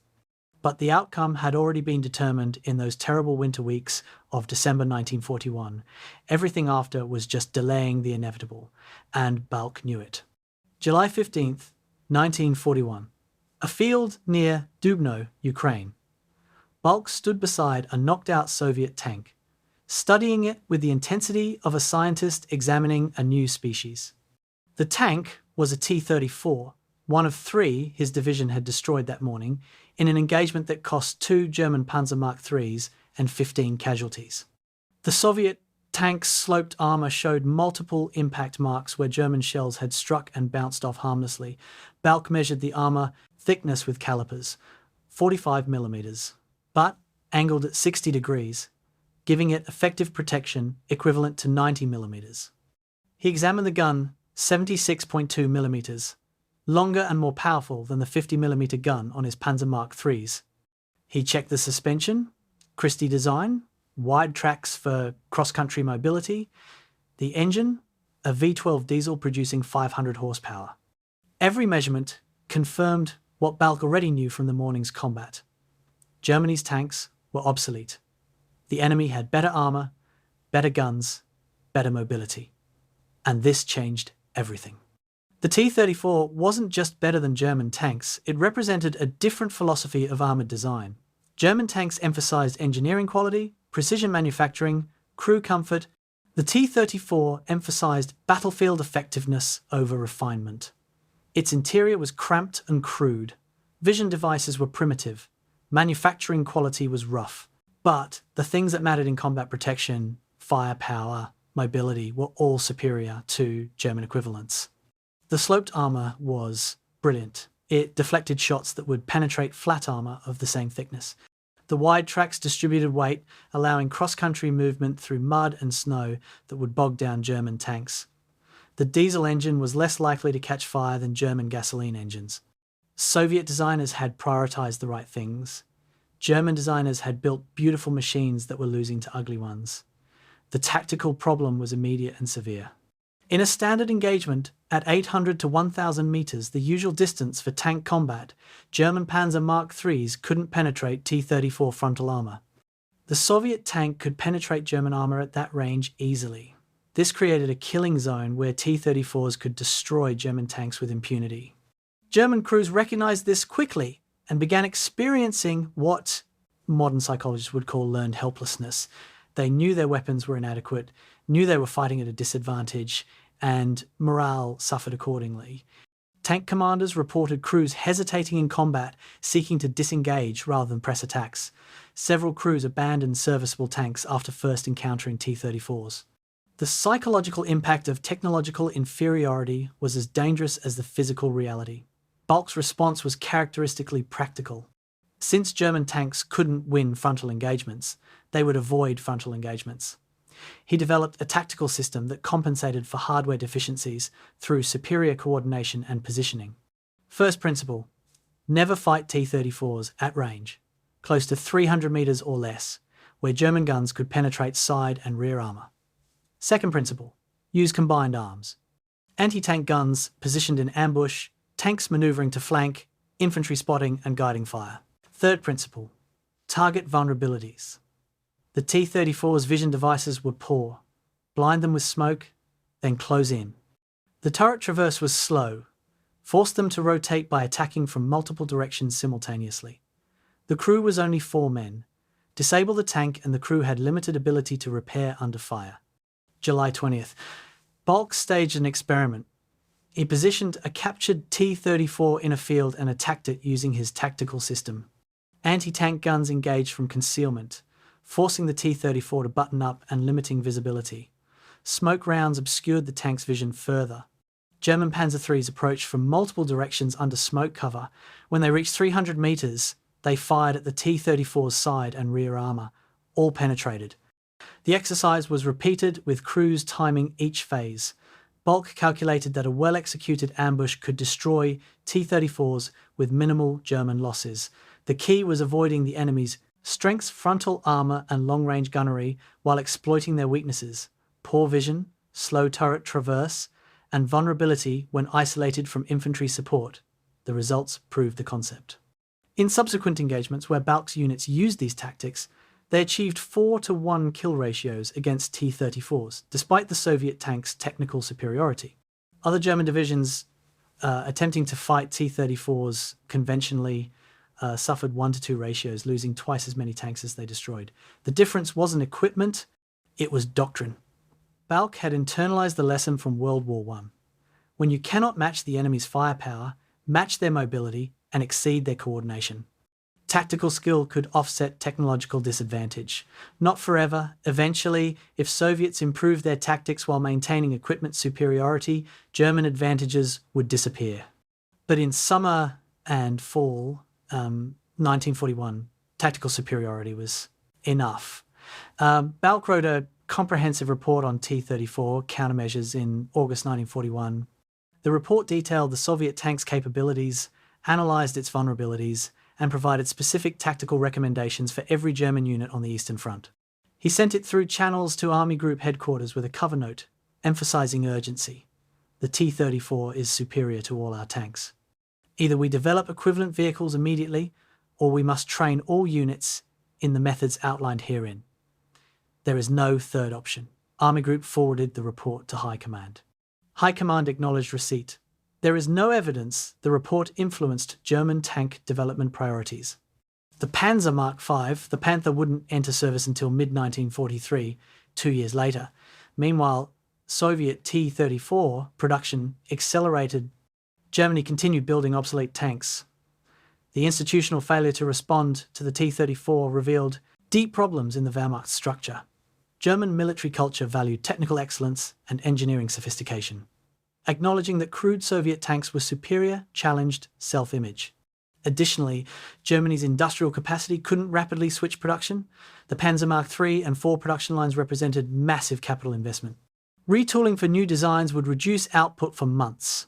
Procurement officials calculated it was better to build more inferior tanks than fewer superior ones, quantity over quality. This decision, rational in the short term, proved catastrophic strategically. By 1943, German tank crews faced not just T-34s but improved T-34-85s with even better guns, plus IS-2 heavy tanks that German weapons could barely damage. The technological gap widened instead of closing. Individual commanders like Balck could compensate through superior tactics. But tactics had limits. Training took time. Coordination required experienced crews and officers. As casualties mounted, the quality of German replacements declined. Meanwhile, Soviet crews improved. Early war T-34 crews were poorly trained, attacked without coordination, and wasted their technical advantages. By late war, Soviet tank crews had learned combined arms tactics, coordinated attacks, and aggressive maneuver. The tactical edge Germany had relied upon eroded. Equipment quality remained superior on the Soviet side. The combination became overwhelming. But in 1941, these were problems for the future. Immediate problem was surviving the next battle. December 1941, winter counter-offensives. The T-34's advantages became even more pronounced in snow and mud. Its wide tracks and ground pressure allowed movement where German tanks bogged down. Its diesel engine started reliably in cold that froze German gasoline engines. Soviet crews, equipped with winter gear and fighting close to their supply bases, had every advantage. German crews, freezing in tanks designed for temperate climates, struggled to function. The technical and environmental disadvantages compounded. Balck's tactical method still worked, but required conditions, ability to maneuver, set ambushes, coordinate combined arms that winter combat made difficult. More and more, German tanks were being used as static pillboxes, defending positions rather than maneuvering. This violated everything Balck believed about armoured warfare. Static tanks were dead tanks, but mobile operations required fuel, spare parts, and working vehicles. By December, all three were in short supply. The T-34 problem had become the Russian problem, an enemy with better equipment, superior logistics, and the determination to trade casualties for time. Germany was losing the race. December 7th, 1942, the Chir River, southern Russia. Balck's 11th Panzer Division arrived at a defensive line that existed only on maps. 40 kilometers of snow-covered steppe along the Chir River. No fortifications, no prepared positions, minimal reserves, and orders to hold against a Soviet offensive that intelligence estimated at 4 armies, over 200,000 men, 400 tanks, and 1,000 artillery pieces. Balck's division numbered 9,000 effectives and 30 operational tanks after a year of continuous combat. The mathematics were brutal. His forces needed to hold a front normally requiring 3 divisions against an enemy attacking with 10-to-1 superiority in armor and 15-to-1 in infantry. Any conventional defensive doctrine would predict complete disaster within days. Balck looked at the terrain, studied the Soviet order of battle, and decided that conventional defensive doctrine would guarantee defeat. So he would do the opposite of everything doctrine recommended. The strategic situation was desperate. The Soviet winter offensive had encircled the German 6th Army at Stalingrad, 300,000 men trapped and facing annihilation. The Chir River line was the last barrier preventing Soviet forces from advancing west and cutting off army groups south entirely. If the Chir defences collapsed, the entire southern wing of the German front would disintegrate. High Command was attempting to organise a relief operation to Stalingrad, but needed time. Balck's mission: buy that time. How long? 2 weeks minimum. With what? 1 depleted division against 4 Soviet armies. The staff officers delivering the orders looked apologetic. Everyone knew it was a suicide mission, dressed up as a defensive assignment. Balck rejected static defense immediately. Doctrine said, establish a continuous line, dig in, create strong points, hold ground. Balck calculated that static defense along 40 kilometers with 9,000 men meant each defensive position would be isolated, weak, and easily overwhelmed. The Soviets would attack, fix defenders in place, penetrate somewhere along the overextended line, and roll up the defenses systematically. Instead, Balck chose mobile defense, refused to establish a continuous line, keep the division concentrated and mobile, counterattack every Soviet penetration before it could be exploited, never occupy the same position twice. The principle was aggressive defense treat every Soviet attack as an opportunity to counterattack rather than a threat to absorb. Keep the enemy off balance. Force them to react to German movements instead of executing their planned offensive. December 11th, the first Soviet attack. The Soviet 1st Tank Corps, over 150 tanks and supporting infantry, attacked across the Chir River at dawn. Standard Soviet doctrine: massive artillery preparation, then tank-heavy assault aimed at breakthrough. German observation posts reported the attack and withdrew. The Soviets crossed the river, established a bridgehead, and began expanding it. According to doctrine, this was when the Germans should have counterattacked to eliminate the bridgehead. Balck waited. He let the Soviets commit more forces to the bridgehead, bringing tanks and supplies across the river. Then, at 3 in the afternoon, he struck. Not at the bridgehead, at the Soviet supply columns, still crossing the river. German tanks and assault guns hit the crossing sites, destroying bridges and creating chaos. Soviet forces in the bridgehead were now isolated. Then Balck attacked the bridgehead itself from 3 directions simultaneously. By evening, the Soviet 1st Tank Corps had been shattered. 42 tanks destroyed, over 1,000 casualties, survivors retreating back across the Chir in disorder. German losses: 3 tanks, 57 casualties. The pattern repeated. December 15th. Soviet 5th Tank Army attacked from a different direction. Balck repositioned the division overnight, a forced march of 30 kilometers through snow. The Soviets attacked where the Germans had been, found empty positions, and advanced cautiously. Then German counterattack struck their flank, December 19th. Soviet 21st Army attacked with massed infantry. Balck used the division's assault guns as mobile artillery, breaking up Soviet formations before they reached German positions, then counterattacked with mechanized infantry supported by tanks. December 24th. 4th Soviet attack in different sector. Same result. Each time, the Soviets attacked with overwhelming force. Each time, Balck refused to meet force with force. Instead, He used mobility, surprise, and timing to attack Soviet weaknesses while avoiding their strengths. The operational tempo was unsustainable. In 19 days, 11th Panzer Division conducted 22 separate attacks, more than one per day. Crews slept 3 to 4 hours per night. Maintenance was performed during brief lulls between engagements. Ammunition and fuel were critically low. Casualties mounted, not the catastrophic losses of static defence, but the steady attrition of continuous combat. By December 20th, the division was down to 7,000 effectives and 23 operational tanks. The men were exhausted beyond normal limits. Medical officers reported that 80% of the division showed symptoms of combat fatigue, but the Chir River line held. 4 Soviet armies, supported by corps-level artillery and air support, had failed to break through. The relief operation to Stalingrad had time to organise, though ultimately it would fail for other reasons. The tactical innovation was Balck's use of mobile defence as an offensive system. Traditional military thought divided operations into offence and defence, treating them as separate modes. Balck synthesised them. His defence consisted of aggressive attacks. He never held ground for its own sake. He held operational freedom, the ability to attack whenever and wherever he chose. Soviet commanders expected German defenders to establish lines and defend them. Instead, they faced an enemy that appeared, attacked, then vanished before Soviet superiority in numbers could be brought to bear. It was maddening for Soviet commanders and psychologically devastating for Soviet troops who never knew where the Germans would strike next. One Soviet prisoner, interrogated after the battle, described facing 11th Panzer as fighting ghosts you never saw them until they were killing you. The cost troubled Balck deeply. The division's casualties over 19 days, 2,400 men killed, wounded, or missing, 27% of strength. Tank losses, 15 destroyed or damaged beyond field repair.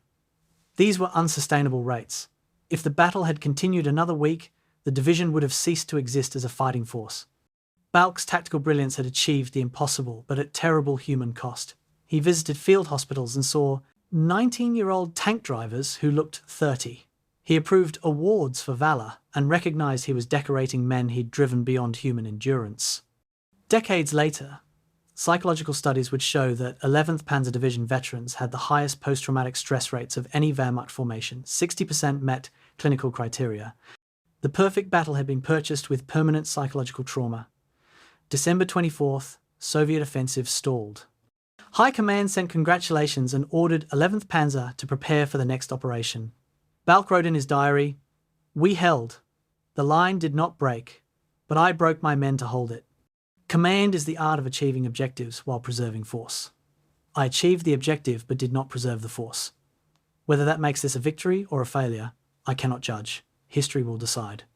I only know that when I look at my soldiers, I see what this perfect defence cost, and the price seems too high, even though the alternative was catastrophe." Relief forces arrived on December 26th. The Chir River battle was over. 11th Panzer was pulled from the line for rest and refit. In military terms, it had been a stunning success. In human terms, it had been devastating. The men who survived never forgot those 19 days in December when they held impossible odds through tactical perfection and personal destruction. January 10th, 1943. A field hospital 30 kilometres behind the Chir River battlefield. Balck walked through rows of wounded from his division, feeling the weight of command settle on him like physical pressure. A tank commander, 23 years old, Iron Cross, first class, leg amputated below the knee, stared at the ceiling with eyes that had seen too much. A radio operator, 19, both hands bandaged from frostbite, asked if the division had held the line. When Balck confirmed they had, the operator nodded once and turned his face to the wall. A company commander sat on his cot, methodically cleaning a pistol that had been cleaned a dozen times already, hands shaking slightly. The doctor pulled Balck aside and spoke quietly.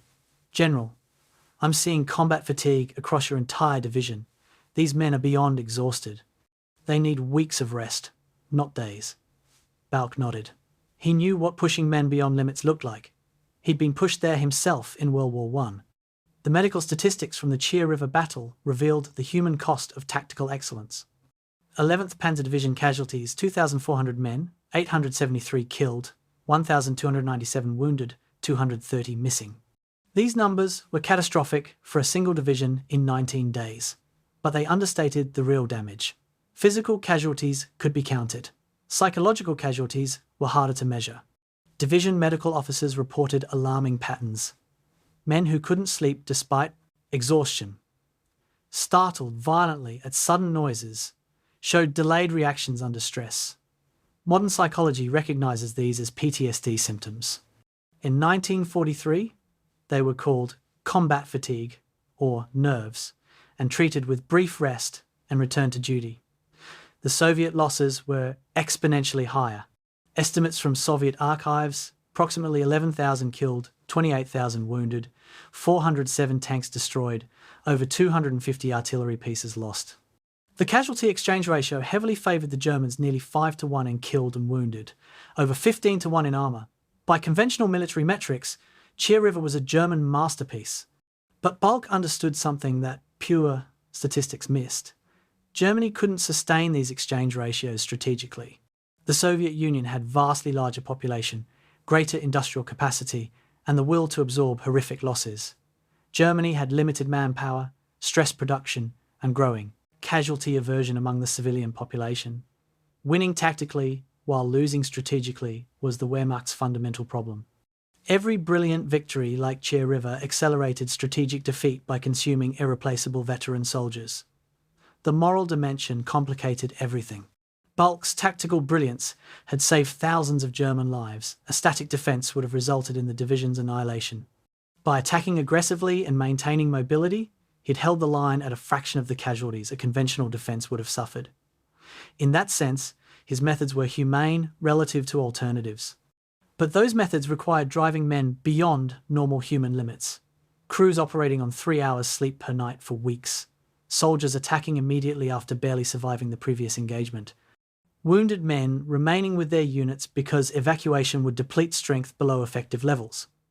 Balck demanded perfection because anything less meant disaster.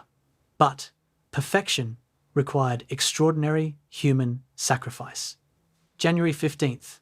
Balck visited the division rest area where units not in combat were attempting to recover. What he saw disturbed him more than the hospital visits. Men sat in small groups, not talking. Card games that had been constant in previous rest periods were absent. Several soldiers showed signs of what modern medicine calls emotional numbing, flat affect, minimal response to stimuli, social withdrawal. The division chaplain reported that attendance at services had dropped dramatically. Men who'd previously sought religious comfort were now avoiding it. Psychologists would later identify this as moral injury, the psychological damage from participating in or witnessing acts that violate deeply held beliefs. Balck's men had killed thousands of Soviet soldiers in 19 days. Many struggled with the scale of violence they'd inflicted, even understanding it was necessary for survival. Soviet testimony provides the enemy perspective. Red Army soldiers captured during and after Chir River described facing 11th Panzer as fighting demons. One Soviet tank commander's interrogation report survives. They appeared from nowhere. Our scouts reported positions empty. Then German tanks were among us, firing from minimum range. We fought back, but they were gone before we could organize counterattack. Then they came from different direction. We never saw them coming, never knew where they would strike. It broke our morale worse than casualties. This psychological impact multiplied the division's effectiveness. Soviet units that had fought 11th Panzer became hesitant, defensive, slower to attack. The division's reputation became a weapon itself. Enemies expecting to face them fought more cautiously, creating advantages before combat even began. The award citations from Chir River reveal how individual acts of valour created the operational success. A lieutenant who held a bridgehead with 12 men for 6 hours against repeated Soviet attacks, calling artillery fire on his own position when overrun, surviving to be rescued by a German counterattack. A tank commander who destroyed 7 Soviet tanks in a single engagement despite his own vehicle being hit 3 times. A company commander who led a night attack through Soviet lines to rescue an isolated German unit, extracting 80 surrounded soldiers without loss. These individual stories, multiplied across hundreds of engagements, were what made Balck's operational vision work. Tactical genius at the command level required tactical excellence at the execution level. Balck's soldiers delivered that excellence. The cost was their humanity. February 1943. 11th Panzer awarded a unit citation for Chir River, the German equivalent of a presidential unit citation. Balck was recommended for promotion and the Oak Leaves to his Knight's Cross. He declined the promotion, saying, "My men earned this, not me." He accepted the Oak Leaves only after being told that refusing would insult the men who'd fought under his command. The award ceremony was brief and uncomfortable. Photographs show Balck unsmiling, staring past the camera. In his diary that night, he wrote, "They gave me medals for accomplishing a mission by destroying my soldiers' souls. I accept the awards on behalf of the men who deserved them, but I take no pride in what we did. We held the line through tactical perfection. The price was human wreckage. I do not know if that trade was worth making, even though I know the alternative was catastrophe. Command in this war means choosing between terrible options and living with the consequences. I will carry the ghosts of Chir River until I die." Post-war studies provide perspective on the human cost. Veterans of 11th Panzer Division who survived the war were tracked by German and American psychologists researching combat trauma. Findings: 63% met. Diagnostic criteria for post-traumatic stress disorder: 48% reported persistent nightmares about combat experiences. 37% had significant difficulty maintaining employment or relationships. Suicide rate was 3 times the general population average. Physical survival didn't mean psychological survival. The men who held the Chir River paid for that achievement for the rest of their lives. Balck knew this. He never attended post-war division reunions. When asked why, he told a friend, "I cannot face what I asked of them. They gave me everything, including pieces of themselves they never got back." Celebrating that seems obscene. The fundamental tension was unresolvable. Balck's tactical methods were humane in the sense that they minimised casualties relative to alternatives. But they were inhumane in demanding superhuman performance sustained beyond normal limits. A commander who cared about his men would minimise their suffering. But minimising suffering in tactical terms meant pushing them harder operationally. Balck's great achievement at Chir River, holding impossible odds through mobile defence, required extracting maximum performance from minimum forces. The mathematics were cruel. Fewer soldiers meant each individual had to accomplish more, fight harder, endure longer. Efficiency in tactical terms meant suffering in human terms. This was the paradox Balck never resolved. He was simultaneously the best and worst kind of commander. Best because he achieved objectives others couldn't. Worst because achieving them required demanding everything from his soldiers. The price of perfection was human destruction. Whether that price was worth paying remains the central moral question of Balck's career. June 15th, 1946. A military interrogation facility, Garmisch-Partenkirchen, southern Germany. Former Generaloberst Hermann Balck sat across a table from US Army Colonel Trevor Dupuy, surrounded by stenographers and translators. The war had been over 13 months. Balck was technically a prisoner of war, though his status was more consultant than captive. Dupuy asked a question. "General Balck, during the war you consistently achieved kill ratios of 7 or 8 to 1 against Soviet armour. American tank crews are now facing similar Soviet equipment in occupied Germany and expect to face them in combat if war with the USSR develops. How did you do it?" Balck paused, considering whether to answer. Then he made a decision that would shape American armoured doctrine for the next 4 decades. "War between our countries is over," he said. "The knowledge I possess might prevent future deaths. I will teach you everything I know." The interrogation program was massive. Between June 1946 and December 1948, US Army historians and tacticians interviewed over 150 former Wehrmacht generals, producing thousands of pages of tactical doctrine, operational analysis, and strategic assessment. The program had multiple purposes: understanding how Germany had fought so effectively despite numerical and industrial disadvantages, preparing for potential conflict with the Soviet Union, and extracting military knowledge before it disappeared with the death of experienced commanders. Balck became one of the most extensively interviewed subjects. His interrogations filled over 1,500 pages, more than Guderian, more than Manstein, more than any other Panzer general. American officers quickly recognised they were dealing with someone exceptional. What made Balck valuable wasn't just his combat record, though. Achieving a 7.3-to-1 kill ratio across hundreds of engagements was unprecedented. It was his ability to articulate why his methods worked. Many successful commanders operate on intuition. They make correct decisions without fully understanding their own reasoning. Balck was different. He'd spent years thinking systematically about armoured warfare, testing theories in combat, analysing results, and refining doctrine. He could explain not just what he'd done, but why it worked, what principles could be generalised, and how those principles applied in different tactical situations. The American officers interviewing him weren't just collecting war stories, they were learning a comprehensive tactical education from a master practitioner. The interrogation sessions covered everything. Combined arms integration, how to coordinate tanks, infantry, artillery, and air support, so each element covered the other's weaknesses. Mobile defense, how to defend by attacking, using mobility to offset numerical disadvantage. Night operations, how to use darkness for surprise and movement when daylight favoured the enemy. Training methods, how to develop initiative and tactical flexibility in junior leaders. Logistics under stress, how to sustain operations when supply lines were overextended. Facing technological inferiority, how to fight T-34s with inferior German tanks. Dupuy and his team took detailed notes, asked follow-up questions, and cross-referenced Balck's explanations against captured German documents and Soviet accounts. October 1946, Balck conducted a demonstration using tabletop models and sandbox terrain. The scenario: a Soviet tank regiment attacking an American battalion defensive position. Balck showed how conventional static defense would fail. The Soviets would fix defenders with artillery, penetrate with mass, and roll up the positions systematically. Then he demonstrated mobile defense. American forces would refuse to establish a predictable defensive line. Instead, reconnaissance units screen forward, delay the Soviet advance, report enemy composition and direction. Main defensive force remains concentrated and mobile behind the front.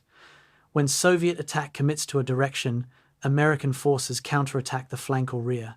Never meet Soviet mass head-on. Always attack where they're weak. The American officers watching took furious notes. This was completely contrary to US Army doctrine, which emphasized holding ground and meeting attacks with firepower.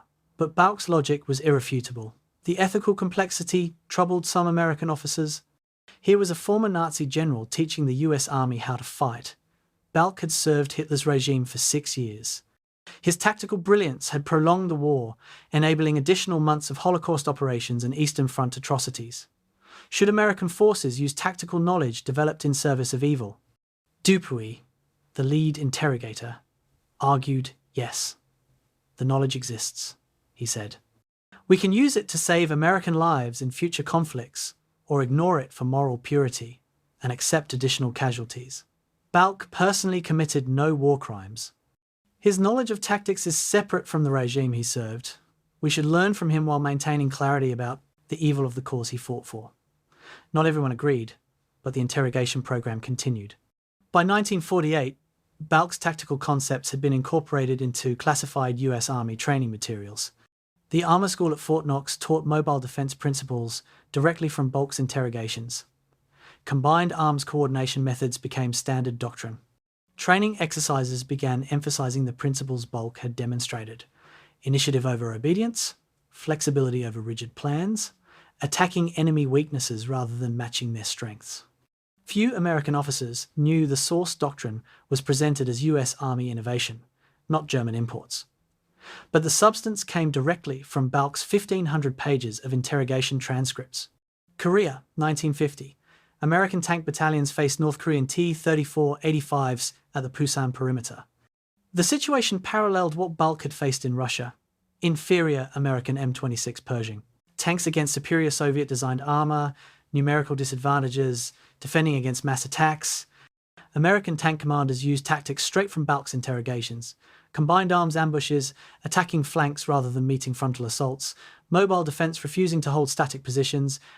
Results: American forces achieved 8-to-1 kill ratios despite the enemy's numerical and technological advantages. After-action reports credited improved doctrine without mentioning that the doctrine came from a German general's wartime experience. Balck, living quietly in Stuttgart, never knew that American soldiers in Korea were surviving because of methods he'd taught their officers 4 years earlier. The irony was profound. Balck had never fought American forces directly in World War II. His entire combat experience was against the Soviets. Yet, his methods became foundational to American Cold War doctrine, specifically because he'd fought the Red Army so effectively. American military planners in the late 1940s assumed the next major war would be against the Soviet Union in Central Europe. Balck had fought that war already, understood Soviet doctrine intimately, and developed methods that worked despite Soviet advantages. His knowledge was precisely what the US Army needed. The fact that he'd developed that knowledge while serving Nazi Germany became, in Cold War logic, almost irrelevant compared to its utility against a new totalitarian enemy. December 1948. Final interrogation session. Dupuy asked Balck why he'd been so cooperative, so willing to share everything he knew with former enemies. Balck's answer was characteristically direct. The war is over. Germany lost. The knowledge I possess cannot help Germany now. We have no army, and won't for years. But it might help prevent future wars. Or failing that, reduce casualties in wars that do occur. I was very good at war. That is not an accomplishment I'm proud of. But if that skill can serve peace by helping armies defend themselves more effectively, then perhaps some purpose emerges from the waste. I do not need credit. I do not want recognition. I simply want the knowledge to be used well. The Americans thanked him and closed the interrogation program. Balck returned to civilian life. The transcripts were classified and filed at Fort Leavenworth. Balck's name disappeared from public view, but his methods shaped Western military doctrine for generations. The ghost had taught his enemies, then vanished again. September 21st, 1944. Army Group G Headquarters, Molsheim, France. Generaloberst Hermann Balck reviewed situation maps showing a military catastrophe in progress. Army Group G, the German forces defending southern France, was collapsing. Allied forces had invaded southern France on August 15th, linking up with forces that had broken out from Normandy. German troops were retreating east toward the Rhine under constant air attack and overwhelming Allied pressure. Balck had been given command 4 days earlier with orders to stabilise the front and prevent Allied breakthrough to the Rhine. His forces, 75,000 men, many of them understrength divisions scraped together from training units and coastal garrisons. Enemy forces, over 500,000 Allied troops with complete air superiority and overwhelming advantages in artillery, armour and logistics. The staff officer briefing Balck apologised for the situation's hopelessness. Balck cut him off. The situation is not hopeless, it's merely terrible. We've faced worse. The strategic picture was catastrophic from Germany's perspective. In the east, the Red Army had destroyed Army Group Centre and was driving toward Poland. In the west, Anglo-American forces had liberated France and were approaching Germany's borders. Italy was lost. Germany's allies, Romania, Finland, Hungary, were collapsing or switching sides. Fuel, shortages, crippled mobility. The Luftwaffe barely existed as an effective force. Trained replacements were exhausted. Yet Hitler insisted on defending every metre of ground, refusing to authorise withdrawals that might save forces for more defensible positions. Balck's orders reflected this strategic insanity. Hold southern France with insufficient forces against an enemy advancing on multiple axes. It was a mission designed to fail. Balck ignored the spirit of his orders while technically obeying their letter. Hitler said hold. Balck interpreted that as delay the Allied advance rather than defend static positions. He immediately began conducting a fighting withdrawal, pulling back before Allied forces could encircle German units, leaving rearguards to delay pursuit, using terrain and demolitions to slow Allied movement, counterattacking whenever Allied forces became overextended. The goal wasn't to win, that was impossible. The goal was to preserve German combat power while trading space for time. Every day the Allies were delayed was another day for Germany to fortify the Rhine and prepare defences in Germany proper. Every German division that escaped encirclement was another division available for the next defensive line. October 15th. Lorraine region, Patton's Third Army driving toward Metz and the German border, encountered unexpectedly fierce resistance. German forces that intelligence assessed as defeated and disorganized were conducting coordinated counterattacks, ambushing American supply columns, and making every kilometer cost casualties. Patton's diary shows mounting frustration. "We're fighting the best damn general the Germans have. Whoever is commanding against us knows what he's doing." U.S. Army intelligence identified the commander, Hermann Balck, previously unknown to American planners. Detailed reports were compiled on his background and methods. The reports concluded that Balck was Germany's most dangerous defensive commander and recommended concentrating maximum force against sectors he personally controlled. November 8th, the Battle of Metz. Patton's forces attempted to storm the heavily fortified city. Balck positioned the 11th Panzer Division, his old command, for a counterattack on the American flank. The attack came at dawn, hitting Third Army's exposed supply lines and forcing American units to divert from the Metz assault to protect their rear. The counterattack couldn't reverse American gains, but it delayed Metz's fall by 3 weeks. American casualties over 13,000 killed and wounded, taking a city that should have fallen in days. German casualties approximately 5,000, but Balck had traded space for time and inflicted disproportionate losses on an enemy who could afford them better than Germany could. It was brilliant defensive warfare in service of a lost cause. The human cost of delaying the inevitable weighed on Balck. Every day Army Group G held was another day. The Nazi regime survived. Another day concentration camps operated.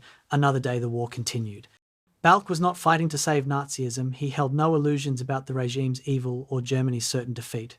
He was fighting for German soldiers' lives, attempting to prevent the encirclements and mass surrenders that would doom hundreds of thousands to Soviet captivity.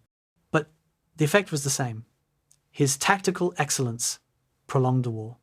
Post-war, he would struggle with this moral paradox that his professional competence had enabled additional months of a criminal regime's existence. December 1944, the Alsace region. American forces had advanced to within 50 kilometers of the Rhine. Then Balck orchestrated one final defensive masterpiece. Using the 11th and 21st Panzer Divisions, he launched coordinated counterattacks that drove American forces back 10 kilometers and recaptured several towns. It was operationally meaningless. German troops were too depleted to exploit the success, but it demonstrated that even in late 1944, even with overwhelming Allied advantages, even with Germany clearly losing, tactical excellence could still achieve local victories. American casualties in Alsace during November and December, over 13,000. German casualties, approximately 4,000. The casualty exchange ratio remained in Germany's favour despite strategic collapse. December 16th. Hitler launched the Ardennes offensive, the Battle of the Bulge. Balck was ordered to release his best divisions for the operation. Army Group G, already outnumbered, became even weaker. Balck protested that stripping forces from southern France would guarantee collapse. He was overruled. The divisions were transferred. Army Group G's defensive line became untenable.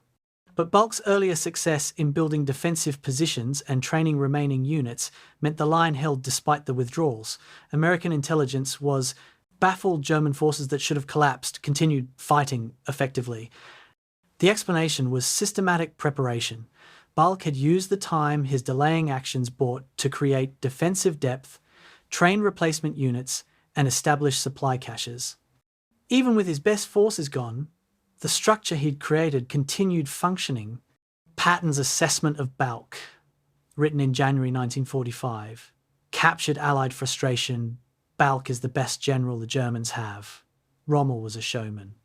Rundstedt is past his prime, Model is competent, but Balck is brilliant. He's taken forces that should have been destroyed in France and kept them combat effective for 5 months against overwhelming odds. He counterattacks when we expect retreat. He withdraws when we expect defense. He's unpredictable, aggressive, and has inflicted more casualties on Third Army than any other German commander. If Germany had 10 generals like Balck, this war would have lasted another year. The final irony was that Balck's success in Army Group G made Germany's ultimate defeat worse. By preserving forces that could have been captured in France, he ensured they retreated into Germany to continue fighting. This prolonged the war, allowing the Red Army to advance deeper into Central Europe.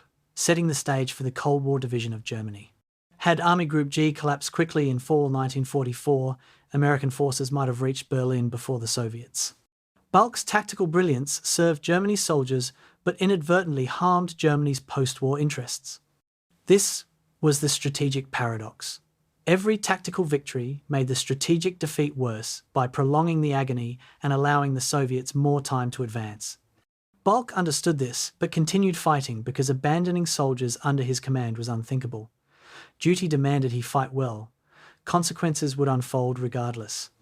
April 27, 1945. A forest road in Czechoslovakia. The column of German vehicles barely moved out of fuel, out of ammunition, out of time. General Oberst Hermann Balck stood beside his command car, watching his staff burn documents and prepare for capitulation. The war had perhaps 2 weeks left. Soviet forces were in Berlin. Anglo-American armies controlled Western Germany. Japanese surrender was months away, but inevitable. Everything Balck had fought for across 6 years and 2 world wars was ending in complete German defeat. His military career, 31 years from lieutenant to Army Group Commander. His combat record, never defeated in tactical command. His strategic achievement, delaying inevitable defeat but unable to prevent it. Now came the moment every soldier dreads and every general has nightmares about. Surrender. The final weeks had been chaos. Hitler's suicide on April 30th. The Wehrmacht disintegrating into scattered units, attempting to avoid Soviet captivity by surrendering to Western allies. Balck's last command, what remained of 6th Army in Czechoslovakia, numbered perhaps 40,000 men, mostly supply troops, stragglers, and fragments of combat units. Equipment was largely abandoned or destroyed. Food was scarce, morale was beyond broken, soldiers just wanted to survive and go home. Balck's final operational goal was simple. Move west, avoid Soviet encirclement, surrender to Americans rather than Russians. Not for ideological reasons. Balck held no illusions that Germany deserved better treatment. But for practical ones, American captivity meant survival. Soviet captivity meant years in labor, camps or death. May 7th. The surrender negotiations. Balck met American officers from 3rd Army, the force he'd been fighting since September, at a designated location. No drama, no grand gestures. Just professional soldiers concluding a war. The American colonel asked if German forces would comply with ceasefire terms. Balck guaranteed they would. The American asked if there would be any resistance or last stands. Balck said no, the war was over, fighting was pointless, his men would disarm peacefully. The Americans seemed surprised by his matter-of-fact approach. They'd apparently expected some theatrical final scene. Balck had no interest in theatre. He'd been defeated. Acknowledging defeat with dignity seemed more appropriate than histrionics. Reporters arrived at the POW processing centre the next day, seeking interviews with the German general. American public affairs officers asked if Balck would speak with him. Famous generals made good human interest stories. Balck declined. Reporters persisted. Balck's refusal was absolute. I have nothing to say that would interest anyone.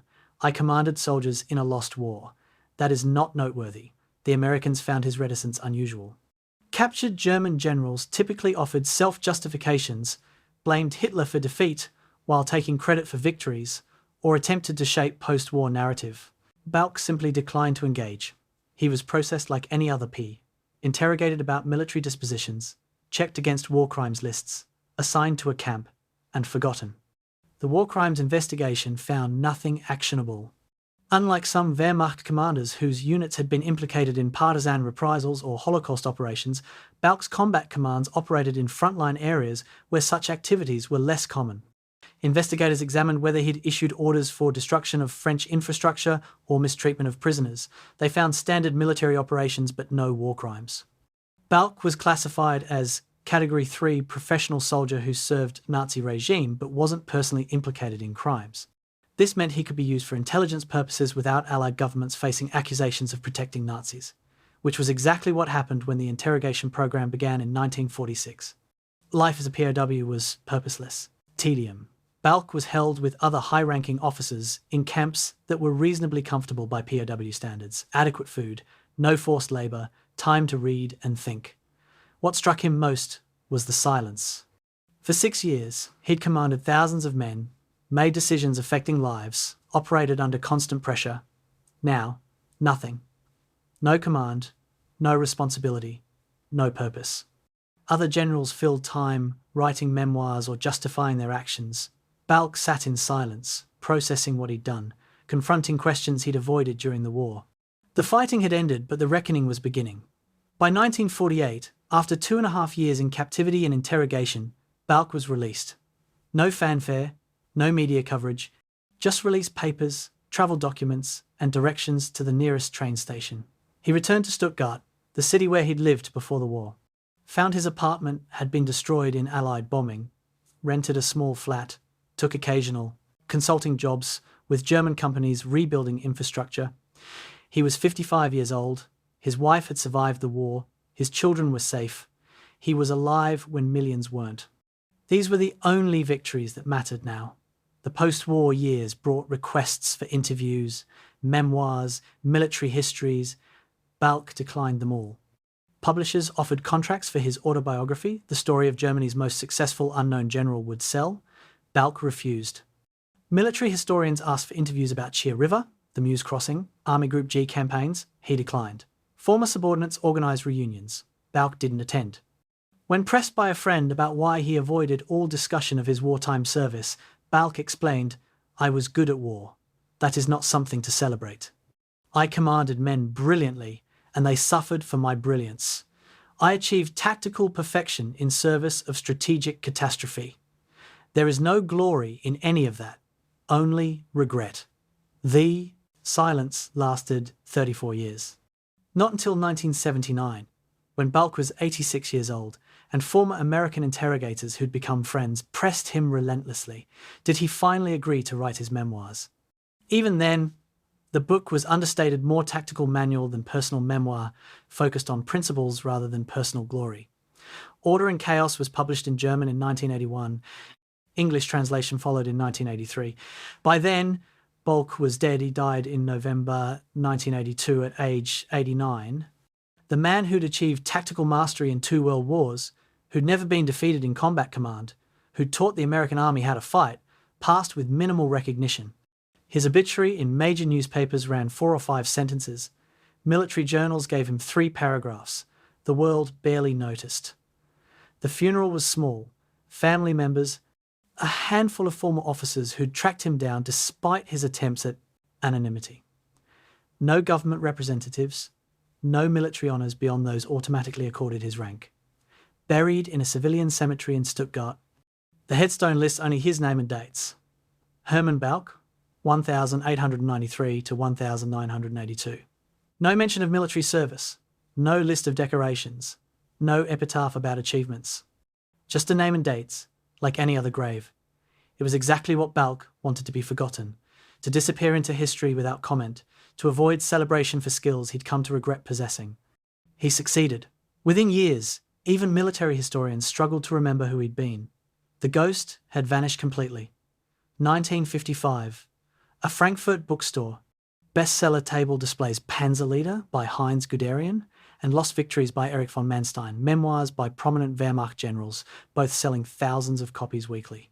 The books present their authors as brilliant strategists, undermined by Hitler's interference, Germany's defeat as inevitable, despite their excellence. Critics praise the works as important historical documents. Publishers commission more German general memoirs. Rommel's papers, edited posthumously by his widow and a military historian, become an international bestseller. A pattern emerges. German commanders writing their own histories, shaping post-war understanding of Wehrmacht operations, carefully constructing narratives of clean warfare, separated from Nazi crimes. In this explosion of German military memoirs, Hermann Balck's name appears in footnotes, or not at all. The erasure was beginning. Multiple factors drove Balck's disappearance from historical memory. First, geography. Balck fought primarily on the Eastern Front, where Wehrmacht operations were intertwined with Holocaust operations, partisan reprisals, and atrocities that post-war German society wanted to forget. Western audiences and publishers preferred North Africa campaigns, desert warfare against British professionals, far from concentration camps and mass shootings. Rommel became the good German partially because where he fought allowed moral simplification. Balck fought where moral simplification was impossible. Second, Balck's refusal to participate in memory making.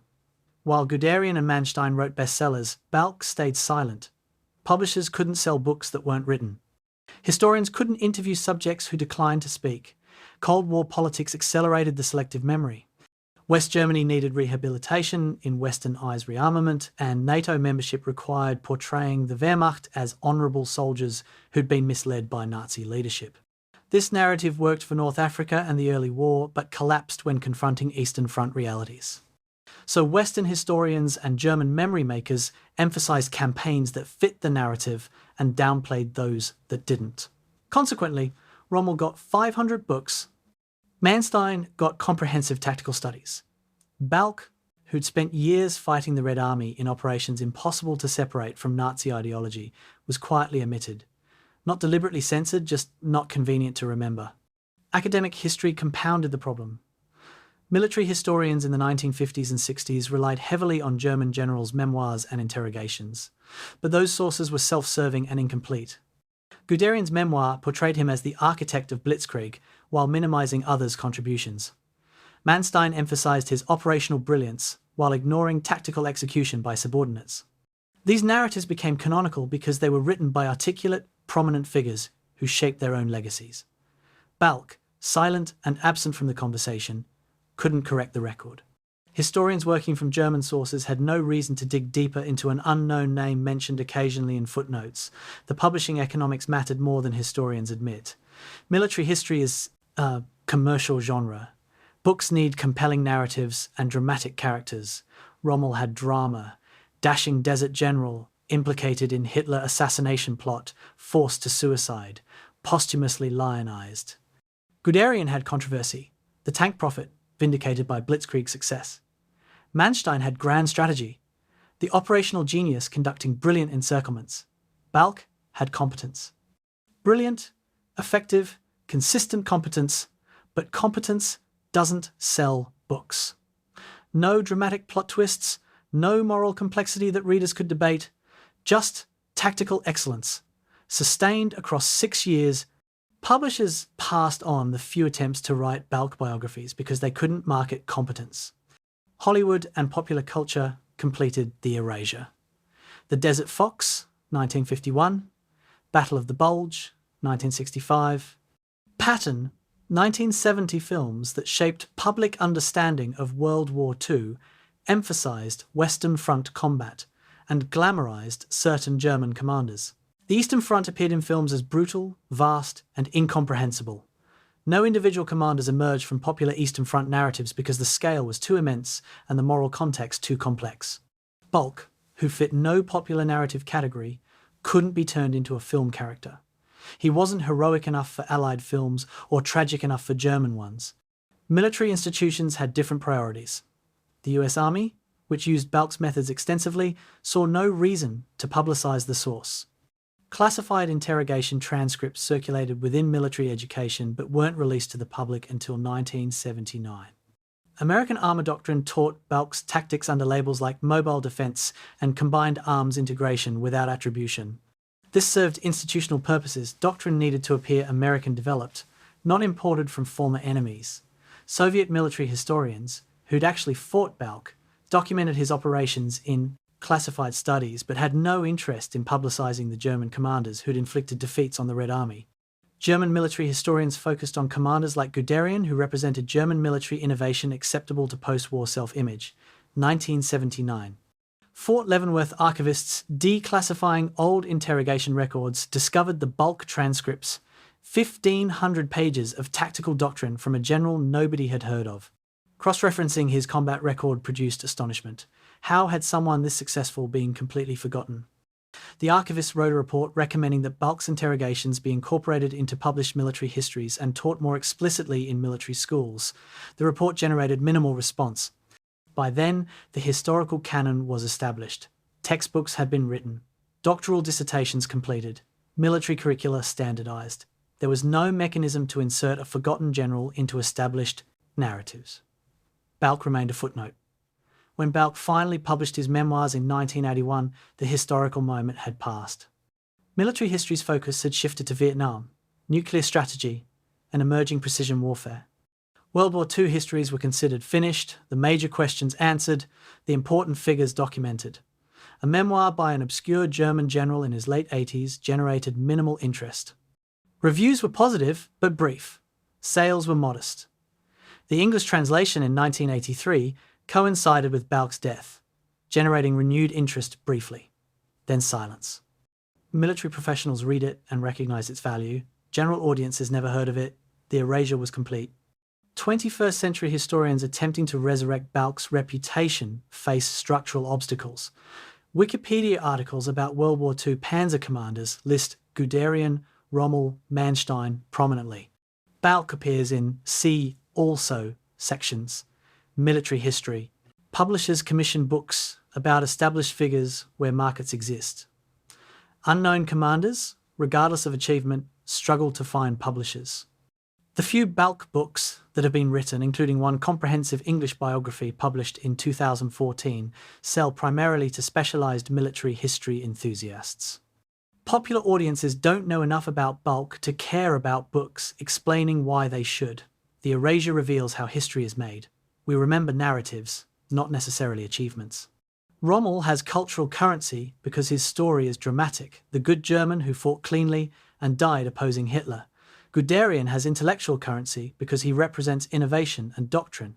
Manstein has professional currency because his operational artistry provides case studies. Balck has none of these. His story is uncomfortable, tactical brilliance serving evil, effectiveness, prolonging catastrophe, competence without glory. His legacy is usable, but unromantic good tactics that military professionals adopt without celebrating their source. So Balck remains what he became in 1946. The ghost in the machine, present but invisible, influential but anonymous. History forgot him because forgetting was easier than confronting what his story reveals about military excellence, moral responsibility, and the relationship between tactical skill and strategic evil. There is no narrator for this chapter who can claim moral authority, no single perspective that resolves the questions Hermann Balck's career raises. Instead, voices from across decades, continents, and moral positions, each partial, each legitimate, none definitive. The question is simple to state and impossible to answer. Was Hermann Balck a brilliant soldier who happened to serve an evil cause? Or does tactical excellence in service of genocide make one complicit in that evil regardless of personal involvement? The answers depend on which questions you prioritize. 1980. The interview room. The historian asking Balck about what he knew of the Holocaust. Balck's answer, preserved on tape: I knew something was happening. In Russia, you could not help but know. There were rumors. Occasional sightings of SS units conducting operations in rear areas. Orders to cordon off certain districts during security operations. The full scale, the factory murder of millions I did not know until after the war. But I knew enough to understand that crimes were being committed, and I did not ask questions. I told myself I was a soldier, not a policeman. My responsibility was to my men and my mission. The other things, the political things, were not my concern. This was a moral failure. I know that now.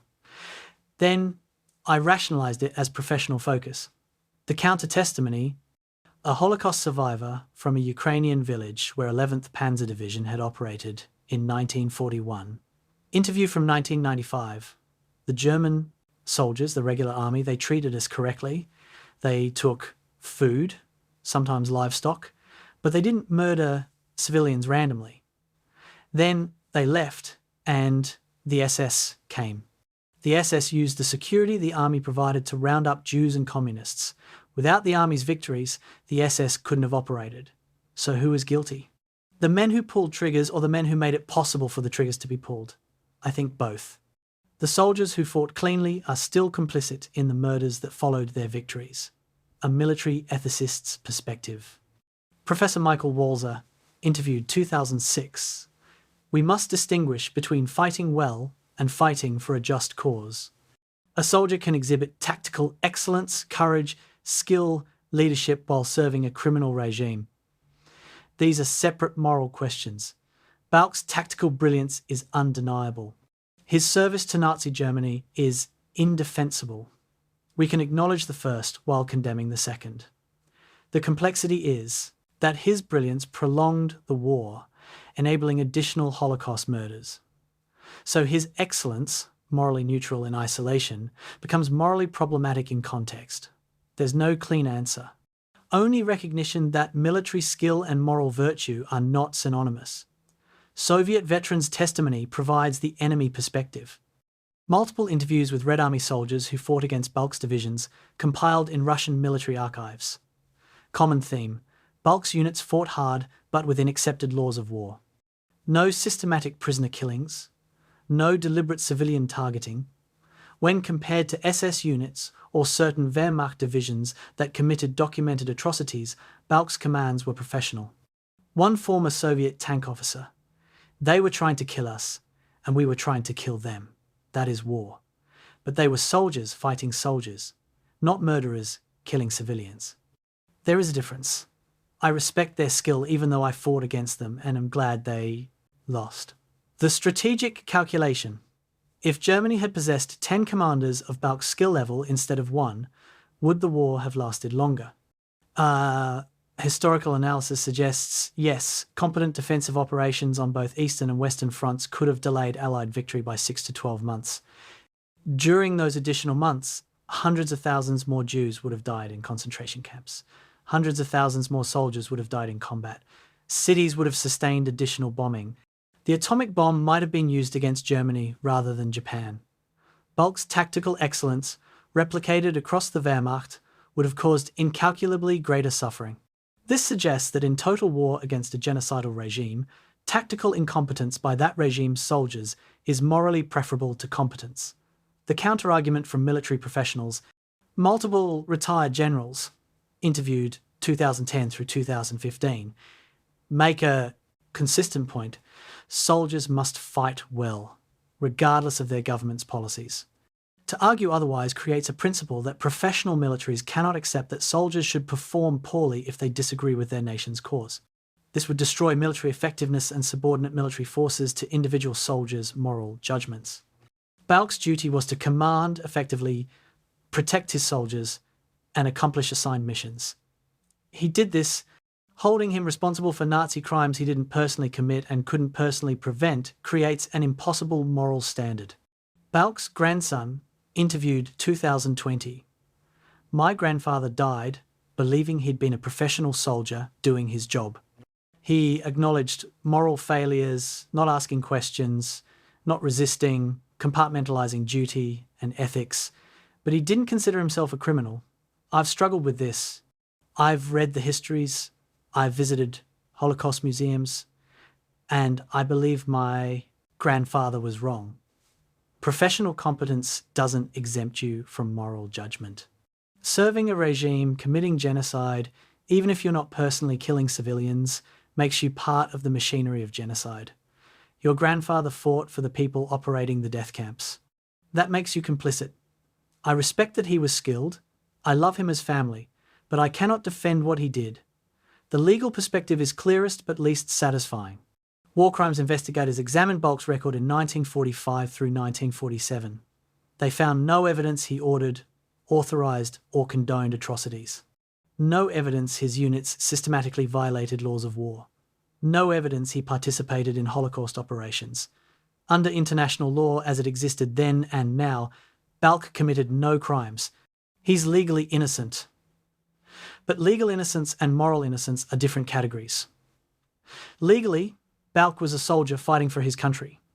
Morally, his country was committing unprecedented evil, and his military success enabled that evil to continue longer. Contemporary German military ethics instruction uses Balck as a case study in the distinction between tactical excellence and moral responsibility. German officers are taught, technical military skill is necessary but insufficient. Professional competence must be bounded by ethical judgment. A soldier's duty includes evaluating whether orders serve just causes. Blind professionalism, doing your job brilliantly without questioning the larger context, is how skilled people serve evil regimes. The case study concludes, Balck was a master tactician and a moral failure. Learn from his tactics. Do not emulate his ethics. There is no resolution. Only the recognition that Balck's career forces confrontation with questions military professionals and societies avoid. Can tactical excellence be separated from moral judgment? Should we study and learn from skilled practitioners who served evil causes? Is effectiveness without ethical grounding dangerous, neutral, or simply tragic? Different answers lead to different conclusions about Balck's legacy. All that can be said with certainty. Hermann Balck was extraordinarily skilled at warfare, served a genocidal regime, personally committed no documented war crimes, and his skill prolonged that regime's existence by delaying military defeat. Whether this makes him a tragic figure, a guilty one, or some complex combination, depends on which moral framework you apply. History cannot provide a single answer because the question touches fundamental disagreements about duty, responsibility, and the relationship between means and ends in warfare. Perhaps the most honest conclusion comes from Balck himself, near the end of his life. I was good at a terrible thing. This is not achievement, it is tragedy. If I could erase my skills and the victories they brought, I would. Because every battle I won gave the Nazi regime another day to commit its crimes. I tell myself I fought for German soldiers, not for Hitler. I tell myself I minimized suffering through tactical excellence. I tell myself I had no choice. These are rationalizations. The truth is I had choices and I chose poorly. I chose professional excellence over moral courage. I chose to be a good soldier rather than a good man.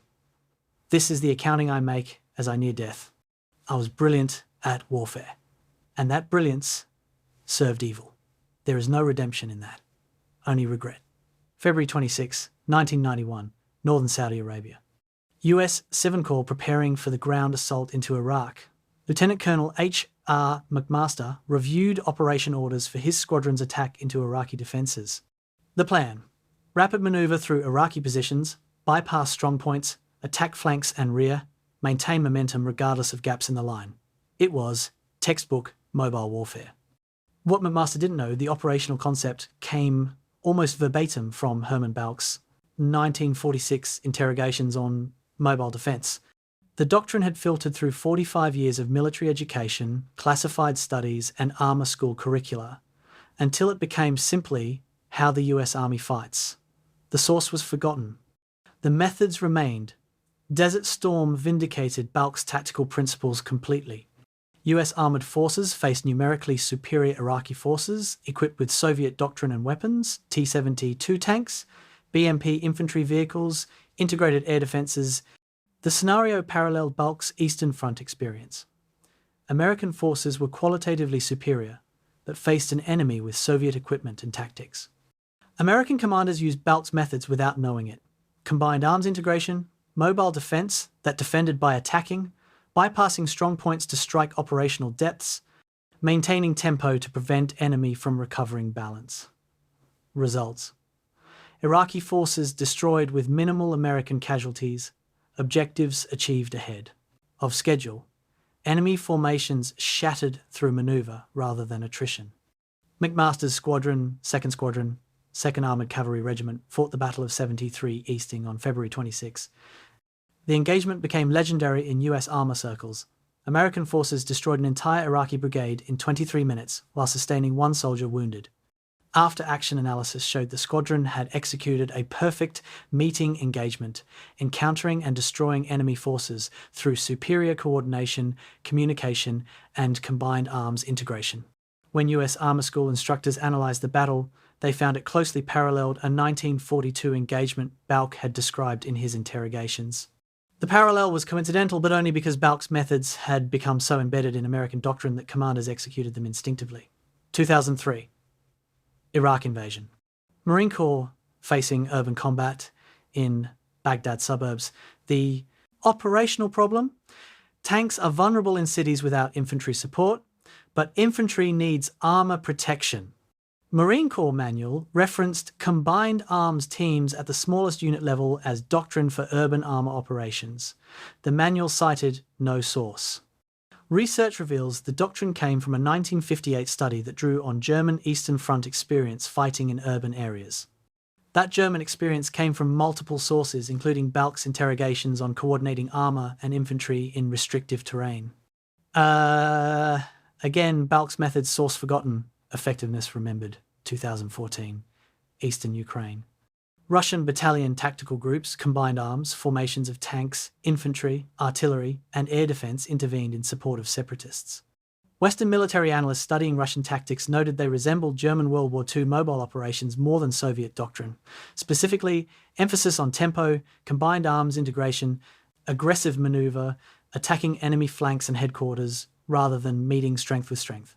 Defense analysts tracked the tactical similarities to German operations in 1941 through 44. Russian military academies, it turned out, had extensively studied Wehrmacht operations and incorporated German mobile warfare principles into modern Russian doctrine. Balck's name never appeared in Russian military literature, but his methods did. Modern military education extensively uses Balck's campaigns as case studies without consistently crediting him. Fort Benning's Armour Officer Basic Course teaches 8 historical vignettes on combined arms operations. 3 are explicitly identified as Balck's actions: Sedan Crossing 1940, Chir River Defence 1942, and Army Group G Operations 1944. 5 others are labelled as German operations or Eastern Front engagements, without naming commanders. Research shows that 4 of those, 5 were also Balck's operations. His tactics are taught, his name is secondary, the technology paradox. Despite 80 years of advancement, GPS navigation, thermal sights, precision weapons, digital communications, Balck's fundamental principles remain valid. Why?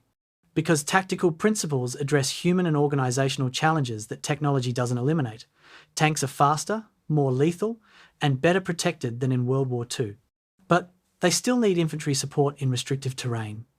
Communications are vastly better, but coordinating multiple unit types still requires training and practice.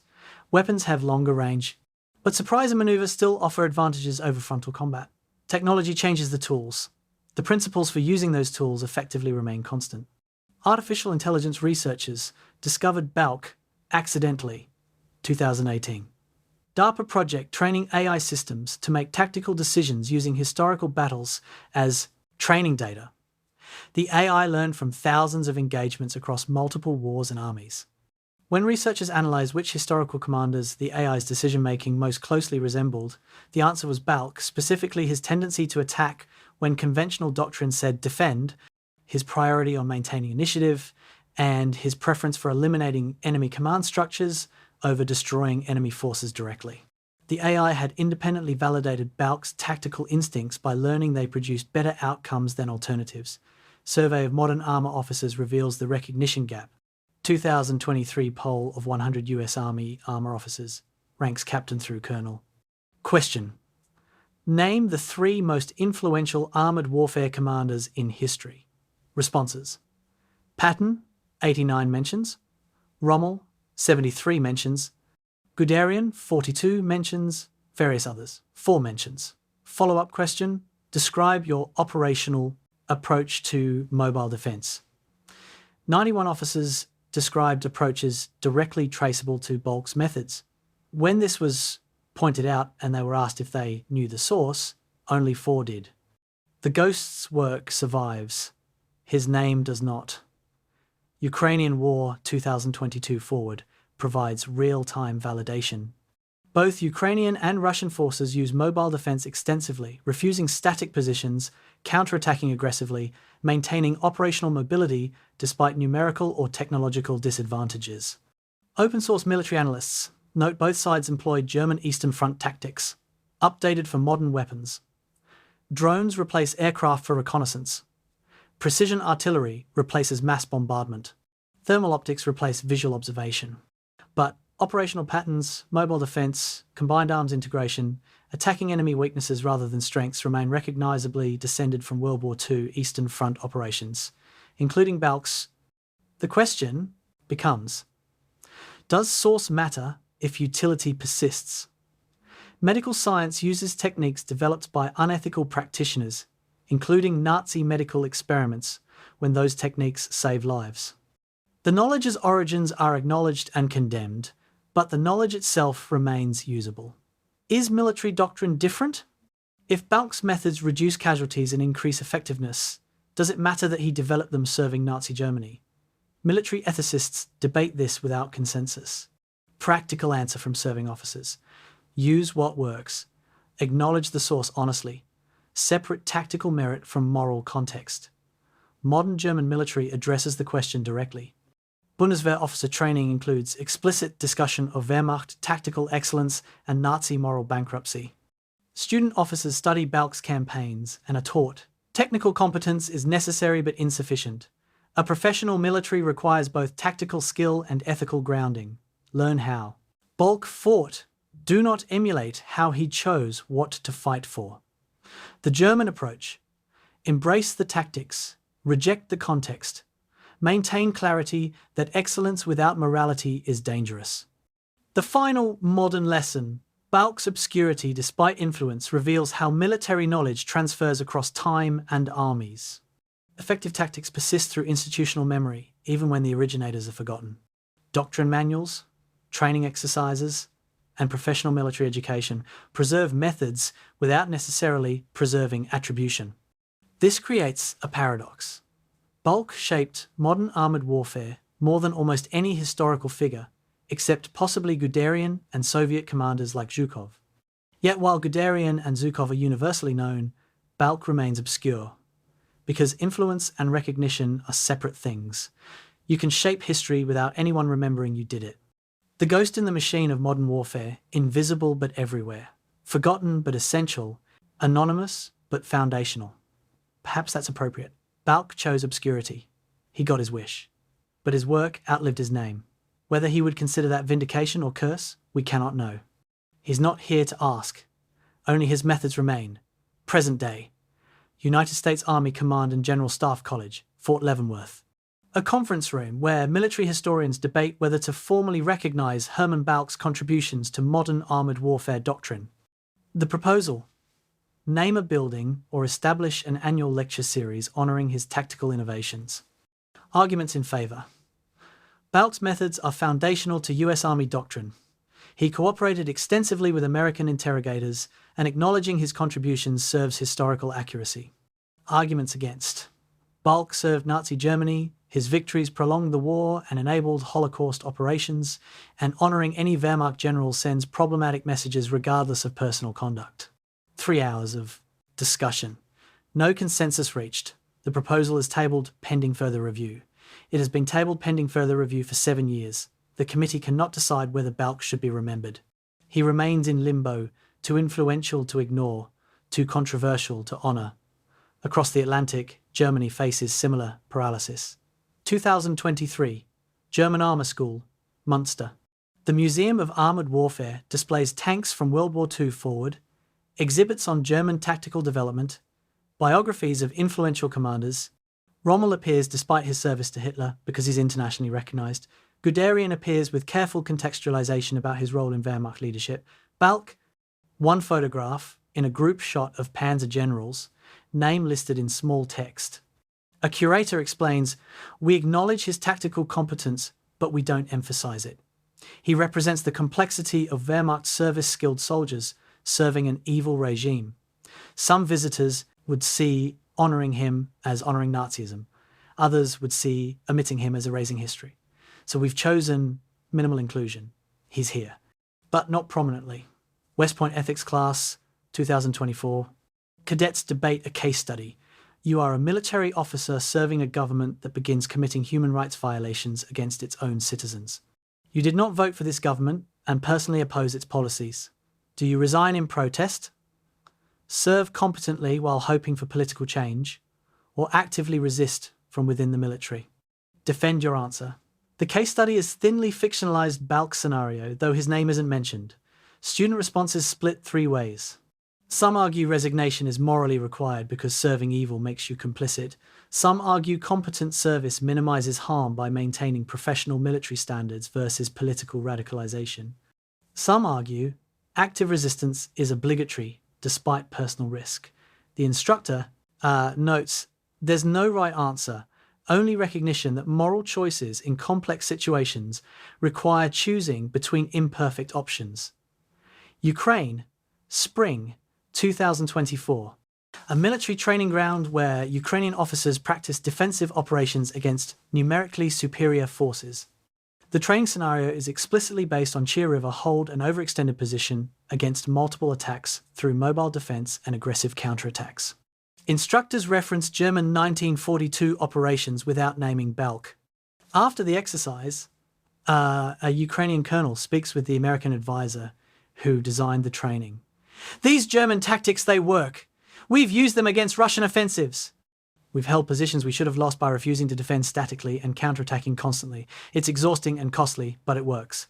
Who developed this? The American explains, a German general named Hermann Balck. The Ukrainian asks about Balck's background. After hearing it, he's quiet for a moment. Then, "So we defend Ukraine using methods developed by a Nazi general. History is strange. Military cemeteries provide physical evidence of the legacy.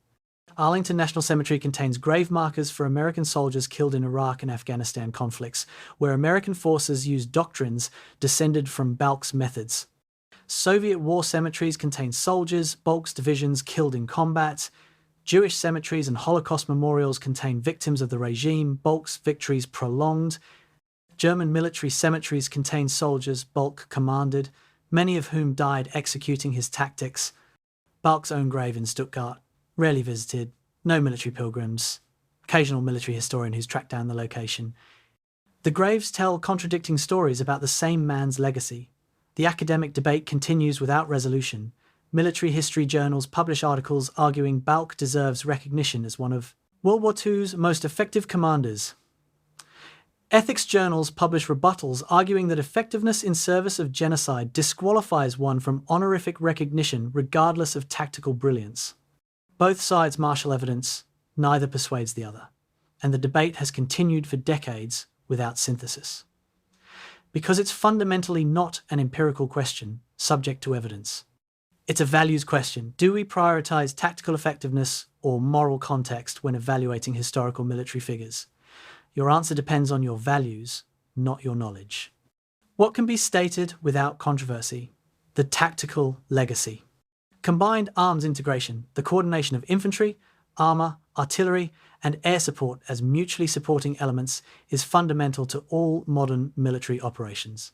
Balck didn't invent combined arms, but his systematic application and refinement of the concept influenced how armies worldwide structure and train their forces. Mobile. Defending by maintaining mobility and attacking enemy weaknesses rather than defending positions statically is standard doctrine for forces facing numerical disadvantages. Balck's Chir River operation provided the template.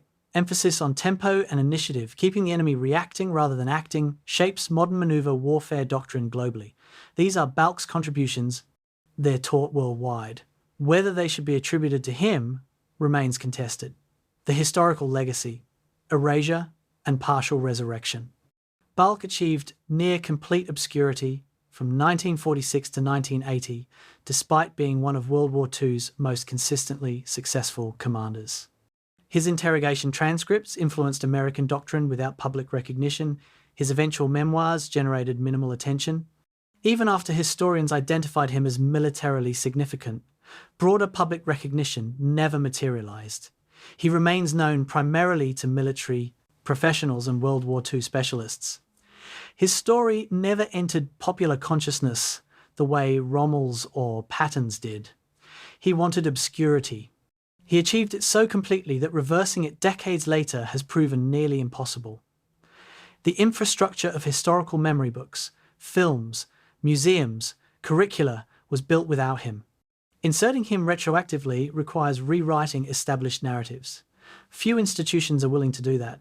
The human legacy, family, survivors, trauma. Balck's descendants live with complicated inheritance, pride in his tactical achievements, shame about his service, confusion about moral judgment. Soldiers who served under him experienced the highest combat effectiveness and highest trauma rates in the Wehrmacht. Soviet soldiers who fought against him respected his skill while hating what he represented. Holocaust survivors whose communities were reached by SS units following Wehrmacht victories understand Balck never killed civilians himself, but enabled those who did. There's no single Balck legacy for these people, only individual reckonings with how his actions affected their lives or families. The methodological legacy, how we study military history, Balck's career reveals that historical memory is selective, shaped by narrative convenience and political context as much as actual importance. Recognition and influence are separate things. Popular knowledge and professional knowledge diverge. Effective practitioners may be forgotten, while charismatic failures are remembered. These insights matter beyond Balck. They suggest systematic problems with how military history is written, taught, and remembered. If someone as consequential as Balck could nearly disappear, what else have we forgotten? Who else shaped events without recognition? The ghost raises questions about all the other ghosts. The final image: a modern main battle tank, American, German, Russian, Chinese. The nationality doesn't matter, executing a tactical maneuver. Combined arms team, coordinated movement, attacking enemy weakness rather than strength, maintaining initiative, refusing to defend statically. The crew doesn't know Hermann Balck's name. Their training officers might not either. But the maneuver they're executing descends directly from principles Balck systematized 80 years earlier. The ghost is in the machine.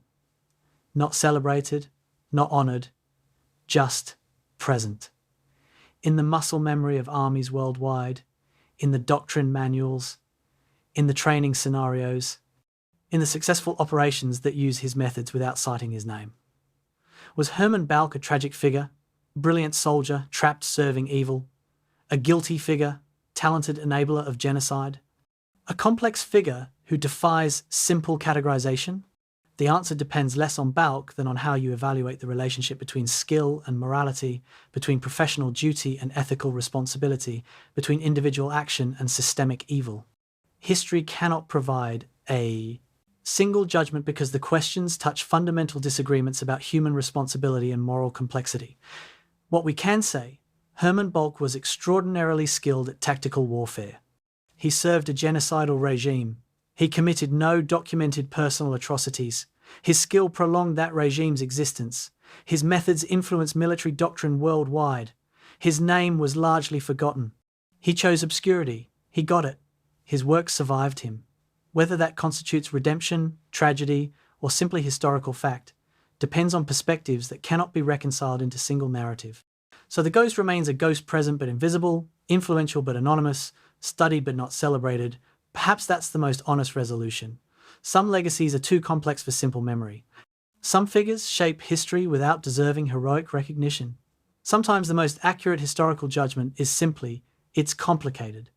And Hermann Balck, master tactician, Nazi, officer, effective commander, moral failure, influential teacher, forgotten general remains history's most complicated ghost.